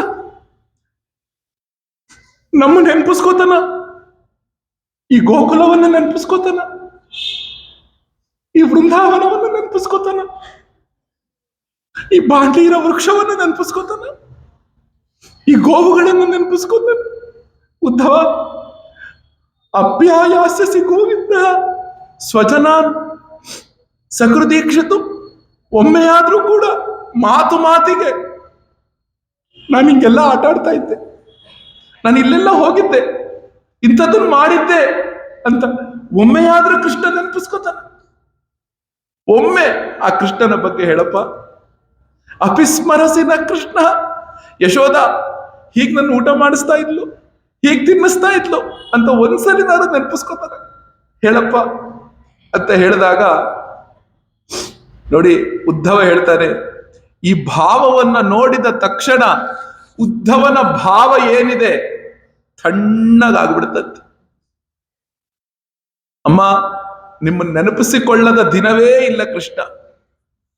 ಈಗ ನಾನು ಇಲ್ಲಿಗೆ ಬರೋದಿಕ್ಕೂ ಕೂಡ ಕಾರಣ ಅದೇ ಕೃಷ್ಣ ಪರಮಾತ್ಮನೇ ಆಗಿದೆ. ನಿಮ್ಮ ಮೇಲಿನ ಪ್ರೇಮ ಇಲ್ಲಿಗೆ ಕರೆದುಕೊಂಡು ಬರುವ ಹಾಗೆ ಆಗಿದೆ ಅಂತ ಹೇಳಿ ನಂದಗೋಪ ಊಟವನ್ನ ಬಡಿಸಿ ಉದ್ಧವನಿಗೆ ಸೇವೆಯನ್ನ ಮಾಡಿ ಮಲಗಿಸಿದ್ನಂತೆ.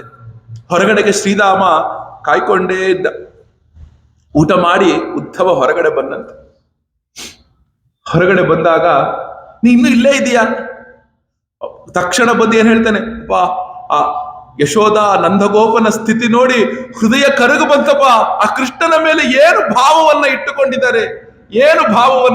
ಇಟ್ಟುಕೊಂಡಿದ್ದಾರೆ ಅಂತ ಹೇಳಿ ತಕ್ಷಣ ಶ್ರೀರಾಮ ಹೇಳ್ತಾರೆ, ಈ ಭಾವವನ್ನ ನೀನು ಏನು ನೋಡಿದೀಯಾ ಬಾಯಿಲಿ ಅಂತ ಕೈ ಹಿಡ್ಕೊಂಡು ಯಮುನಾ ನದಿಯ ದಡಕ್ಕೆ ಕರ್ಕೊಂಡು ಹೋದ್ರು ಉದ್ಧವನು ಆ ಒಂದು ಯಮುನಾ ನದಿಯ ದಡಕ್ಕೆ ಕರ್ಕೊಂಡು ಹೋದ ತಕ್ಷಣವೇ ಅಲ್ಲಿ ಎಲ್ಲಾ ಗೋಪಿಕೆಯರು ಕುಳಿತಿದ್ದಾರಂತೆ. ಎಲ್ಲ ಗೋಪಿಕೆಯರು ಕೂಡ ಆ ಯಮುನೆಯ ಮರಳನ್ನ ಕೈಯಲ್ಲಿ ಹಿಡಿದು ಹೃದಯಕ್ಕೆ ಅಪ್ಪಿಕೊಂಡು ಕುಳಿತಿದ್ದಾರಂತೆ. ಯಾಕೆ? ನನ್ನ ಸ್ವಾಮಿ ತುಡಿದ ಮರಳಿದೆ, ಇನ್ನೇನು ಬಂದು ಬಿಡ್ತಾನೆ, ನಮ್ಮೊಟ್ಟಿಗಿರ್ತಾನೆ ಕೃಷ್ಣ, ನಮ್ಮೊಟ್ಟಿಗೆ ಇರ್ತಾನೆ ಅಂತ ಹೇಳ್ತಾರೆ. ತಂವೀಕ್ಷ್ಯ ಕೃಷ್ಣಾನುಚರಂ ವ್ರಜಸ್ತ್ರೀಯ. ಆ ಕೃಷ್ಣ ಬರಬೇಕಾದ್ರೆ ಏನ್ ಮಾಡಿ ಕಳಿಸಿರ್ತಾನಪ್ಪ ಅಂದ್ರೆ, ತನ್ನ ಮೈಮೇಲೆ ಏನಿದೆ ಹಾಕಿಕೊಂಡಂತಹ ಬಟ್ಟೆಯನ್ನ ಉದ್ಧವನಿಗೆ ಹೊಚ್ಚಿ ಕಳಿಸಿರ್ತಾನೆ. ಆ ಯಮುನಾ ನದಿಯ ದಡಕ್ಕೆ ಬಂದಾಗ ಆ ಬದಿಯಿಂದ ಗಾಳಿ ಬೀಸುತ್ತೆ. ಆ ಕೃಷ್ಣನ ಮೈಮೇಲಿನ ಬಟ್ಟೆಯ ವಾಸನೆ ಯಮುನೆಯ ಕಡೆಗೆ ಹೋಗುತ್ತೆ. ಆ ವಾಸನೆ ಹೋದ ತಕ್ಷಣ ಎಲ್ಲಾ ಗೋಪಿಕೆಯರ ಮುಖದೊಳಗೂ ಆನಂದ ತುಂಬಿಬಿಡುತ್ತಂತೆ. ಯಾಕೆ? ಕೃಷ್ಣ ಬಂದ ಅಂತ. ಯಾಕೆ? ಕೃಷ್ಣ ಬಂದ. ಇದು ಕೃಷ್ಣನ ಮೈಯ ಪರಿಮಳ, ಇದು ಕೃಷ್ಣನ ಮೈಯಿನ ಪರಿಮಳ ಇದು. ಆಗ ಎಲ್ಲರೂ ಕೂಡ ಉದ್ಧವನಿಗೆ ನೆನಪಿಸ್ಕೊಳ್ತಾರ ಅಂತೆಲ್ಲ ಹೊರಟ ಹೋದಾಗ ನೋಡಿ, ಆ ಗೋಪಿ ಹೇಳ್ತಾಳೆ ಒಂದು ಕಡೆಗೆ, ಅನ್ಯಥಾ ಗೋವ್ರಜೇ ತಸ್ಯ ಸ್ಮರಣೀಯಂ ನ ಚಕ್ಷ್ಮಹೇ ಸ್ನೇಹಾನುಬಂಧೋ ಬಂಧೂನಾ ಮುನೇರಪಿ ಸುಧಸ್ತ್ಯಜಃ. ಉದ್ಧವ, ಆ ಕೃಷ್ಣ ನಮ್ಮನ್ನು ನೆನಪಿಸ್ಕೊಳ್ಳೋದಿಲ್ಲ ಅಲ್ವಾ? ಆ ನಗರಕ್ಕೆ ಬಿದ್ದ ಮೇಲೆ ಆ ನಗರದಲ್ಲಿರುವಂತಹ ಹೆಣ್ಣು ಮಕ್ಕಳ ಆ ಭಿನ್ನಾಣ ಇವೆಲ್ಲ ನೋಡಿದ್ಮೇಲೆ ಈ ಕಾಡಲ್ಲಿರೋರ್ನ ಯಾಕಪ್ಪ ನೆನಪಿಸ್ಕೊತಾನು? ಆ ಮಥುರಾ ಪಟ್ಟಣಕ್ಕೆ ಹೋದ್ಮೇಲೆ ಅಲ್ಲಿರೋ ಹೆಣ್ಣು ಮಕ್ಕಳ ಒಂದು ಭಿನ್ನಾಣ ಎಲ್ಲ ನೋಡಿದ ಮೇಲೆ ಈ ಕಾಡಲ್ಲಿರೋ ನಮ್ಮನ್ನ ಹೆಂಗ್ ನೆನಪಿಸ್ಕೊತಾನು? ಆದರೂ ನಿಸ್ವಂ ತ್ಯಜತಿ ಗಣಿಕಾಹ, ಎಲ್ಲರೂ ಕೂಡ ಆಯಾ ಕೆಲಸ ಆದ್ಮೇಲೆ ಆಯಾ ಭೂಪ್ರದೇಶವನ್ನ ಬಿಟ್ಟು ಹೋಗ್ತಾರೆ. ನಮ್ಮ ಕೃಷ್ಣ ನಮ್ಮನ್ನ ಬಿಟ್ಟು ಹೋಗಿದ್ದಾನೆ ಅಂತ ನಾವು ಅಂದುಕೊಂಡಿಲ್ಲಪ್ಪ ಅಂತ ಹೇಳಿ ಭ್ರಮರಗೀತೆ ಅನ್ನುವಂಥದ್ದನ್ನ ಅವರು ತುಂಬಾ ಚೆನ್ನಾಗಿ ಹೇಳ್ತಾರೆ. ಒಂದು ದುಂಬಿಯನ್ನ ಕುರಿತು ಆ ಕೃಷ್ಣನನ್ನೇ ದುಂಬಿಯನ್ನಾಗಿ ಮಾಡಿಕೊಂಡು ಹೇಳ್ತಾರೆ. ಹೇಳಿದ ಮೇಲೆ ಎಲ್ಲ ಆ ಕೃಷ್ಣನನ್ನ ಗೋಪಿಕೆಯರ ಮಾತು ಎಷ್ಟು ಚೆನ್ನಾಗಿದೆ ಅಂದ್ರೆ, ಪ್ರತಿ ಒಂದು ಜಾಗಕ್ಕೂ ಕೂಡ ಉದ್ಧವನನ್ನ ಕರ್ಕೊಂಡು ಹೋಗೋದು. ಕೃಷ್ಣ, ಉದ್ಧವ, ಇಲ್ಲಿ ನನ್ನ ಸ್ವಾಮಿ ಇದು ಮಾಡಿದ್ದ, ನೋಡಿಲಿ ಇಲ್ಲಿ ಸುತ್ತ ಒಂದು ಕಟ್ಟೆ ಕಟ್ಟಿಟ್ಟಿದೀವಿ. ಯಾಕೆ ಗೊತ್ತಾ? ಅದ್ರೊಳಗೆ ಒಂದ್ಸಲಿ ಬಗ್ಗು ನೋಡು. ಹಿಂಗೆ ನೋಡಿದ್ರೆ ಆ ಕೃಷ್ಣನ ಪಾದದ ಚಿಹ್ನೆ ಇರುತ್ತೆ.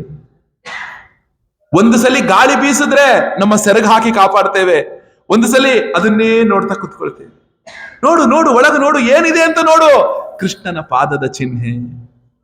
ಆ ಕೃಷ್ಣನು ಮಾಡಿದಂತಹ, ಕೃಷ್ಣನು ಮುಟ್ಟಿದಂತಹ ಹಸುಗಳನ್ನ ನೋಡಿದೆಯಾ ಹೇಗೆ ಎಲ್ಲ ಒಣಕಲಾಗೋಗಿದೆ? ಯಾಕೆ? ಕೃಷ್ಣನನ್ನ ಕಾಣದೆ ಅನ್ನ ಆಹಾರಗಳನ್ನು ಬಿಟ್ಟು ಬಿಟ್ಟಿದ್ದಾರೆ. ಆ ಪಕ್ಷಿಗಳು ನೋಡು ಎಲ್ಲ ಕಣ್ಣೀರ್ ಹಾಕೊಂಡು ಕುಳಿತಿದೆ. ಯಾಕೆ? ಆ ಕೃಷ್ಣನ ಆಗಮನಕ್ಕೆ ಕಾಯ್ಕೊಂಡಿದ್ದಾರೆ. ಹೀಗೆ ಹೇಳಿ ಎಲ್ಲಾ ತುಂಬಾ ಚೆನ್ನಾಗಿರುವಂತಹ ಘಟ್ಟ ಇದು. ಗೋಪಿಕೆಯರ ಒಂದು ಭಾವ, ಅವನು ಪೂರ್ತಿ ಗೋಪಾನು ಗೋಪಿಕೆಯರು ಎಲ್ಲರೂ ಕೂಡ ಆ ಕೃಷ್ಣನನ್ನ ವಿಷಯವನ್ನ ಹೇಳ್ತಾ ಇರ್ತಾರೆ. ನೋಡಿ, ಆ ಉದ್ಧವನು ವಿಚಾರ ಮಾಡ್ಕೊಂಡು ಹೋಗಕ್ಕೆ ಬಂದಿದ್ದು, ವಿಷಯ ಹೇಗಿದ್ದಾರೆ ಅಂತ ತಿಳ್ಕೊಂಡು ಆ ಗೋಪಿಕೆಯರ ಭಾವವನ್ನ, ಗೋಪಿಕೆಯರು ಕೃಷ್ಣನ ಮೇಲಿಟ್ಟಂತಹ ಪ್ರೇಮವನ್ನ ನೋಡಿ ತಿಂಗಳುಗಟ್ಲೆ ಅಲ್ಲೇ ಇದ್ಬಿಟ್ನಂತೆ ಉದ್ಧವ. ಪ್ರತಿನಿತ್ಯ ಎದ್ದೇಳೋದು, ಕೃಷ್ಣ ಏನ್ ಮಾಡ್ದ ಹೇಳಿ, ಕೃಷ್ಣ ಏನ್ ಮಾಡ್ದ ಹೇಳಿ. ಹೇಳಿದ ಮೇಲೆ ಆ ಉದ್ಧವ ಒಂದು ಮಾತನ್ನ ಹೇಳ್ತಾನೆ, ಆಸಾಮಹೋ ಚರಣ ರೇಣು ಜುಷಾಮಹಂಸ್ಯಾ ವೃಂದಾವನೇ ಕಿಮಪಿ ಗುಲ್ಮಲತೌಷಧೀನಾ ಯಾದ್ಯುಸ್ತ್ಯಜಂ ಸ್ವಜನ ಮಾರ್ಯ ಪಥಂ ಚ ಹಿತ್ವಾ ಭೇಜುರ್ಮುಕುಂದ ಪದವೀ ಶ್ರುತಿಭಿರ್ವಿಮೃಗ್ಯಾ.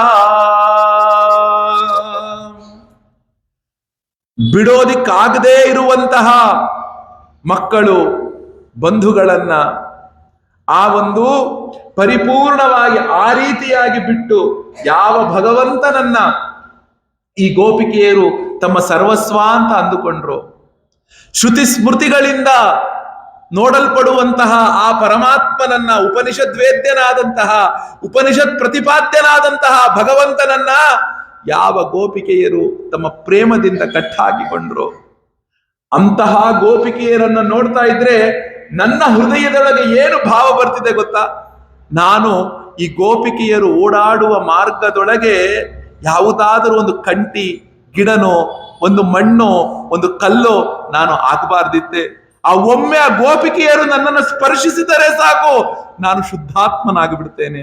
ಈ ವೃಂದಾವನದಲ್ಲಿ ಪೊದೆ, ಮರ, ಗಿಡ, ಬಳ್ಳಿಗಳ ರೂಪದಲ್ಲಿ ನಾನು ಹುಟ್ಟುವಂಥದ್ದಾಗಲಿ, ಈ ಭಗವಂತನ ಪರಮ ಭಕ್ತೆಯರಾದಂತಹ ಗೋಪಿಕೆಯರ ಪಾದ ಧೂಳಿ ಒಮ್ಮೆ ನಮ್ಮ ತಲೆಗಳ ಮೇಲೆ ಬಿದ್ದರೆ ಸಾಕು, ನಾವೆಲ್ಲರೂ ಧನ್ಯರಾಗಿಬಿಡ್ತೇವೆ, ಧನ್ಯರಾಗಿಬಿಡ್ತೇವೆ.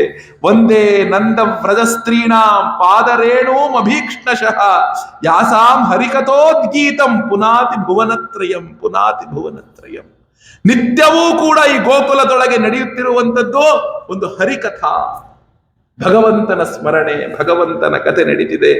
ಇಂತಹ ಒಂದು ಭಾವದೊಳಗೆ ನಾನಿದ್ದೀನಿ ಅಂತ ಅನೇಕ ದಿನಗಳ ಕಾಲ ಆ ವೃಂದಾವನದಲ್ಲಿದ್ದು ಆ ಗೋಪಿಕೆಯರ ಭಾವವನ್ನ ನೋಡ್ತಾನೆ. ಇನ್ನು 100 ಶ್ಲೋಕಗಳಿದೆ ಗೋಪಿಕೆಯರು ಹೇಳಿದ್ದು. ಆದರೆ ಭಗವಂತನು ಆ ಸಮಯ ಮುಗಿದಿದ್ರಿಂದ ನಿಜವಾಗಲೂ ನಾವೆಲ್ಲರೂ ನಿತ್ಯ ಪ್ರಾರ್ಥನೆಯನ್ನ ಮಾಡಬೇಕು ಭಗವಂತನಲ್ಲಿ. ಏನು ಗೊತ್ತಾ? ಅಪ್ಪ, ಆ ಗೋಪಿಕೆಯರೊಳಗೆ ನಿನ್ನ ಮೇಲೊಂದು ಭಾವ ಇತ್ತಲ್ಲ, ಅದರ ಒಂದಂಶದ ಒಂದು ಶತಾಂಶನಾದ್ರೂ ನಮ್ಮ ತಲೆಯ ಮೇಲೆ ಹೊಕ್ಕುವಂತೆ ಮಾಡ್ಲಪ್ಪ. ಆ ಭಗವಂತನ ಪ್ರೇಮ ನಮ್ಮಲ್ಲಿ ಉಂಟಾಗ್ಲಿ ಅನ್ನೋದನ್ನ ಪದೇ ಪದೇ ಪದೇ ಪದೇ ನಾವುಗಳು ಕೇಳ್ಕೊಳ್ತಾ ಇವತ್ತಿನ ಉಪನ್ಯಾಸವನ್ನ ಮಂಗಳ ಮಾಡೋಣ. ಸ್ವಸ್ತಿ ಪ್ರಜಾಭ್ಯಃ ಪರಿಪಾಲಯಂತಾಂ ನ್ಯಾಯೇನ ಮಾರ್ಗೇಣ ಮಹೀನ್ ಮಹೀಷಾಃ. ಗೋಬ್ರಾಹ್ಮಣೇಭ್ಯಃ ಶುಭಮಸ್ತು ನಿತ್ಯಂ. ಲೋಕಾಃ ಸಮಸ್ತಾಃ ಸುಖಿನೋ ಭವಂತು. ಕೃಷ್ಣಾರ್ಪಣ, ಕೃಷ್ಣಾರ್ಪಣ, ಕೃಷ್ಣಾರ್ಪಣ.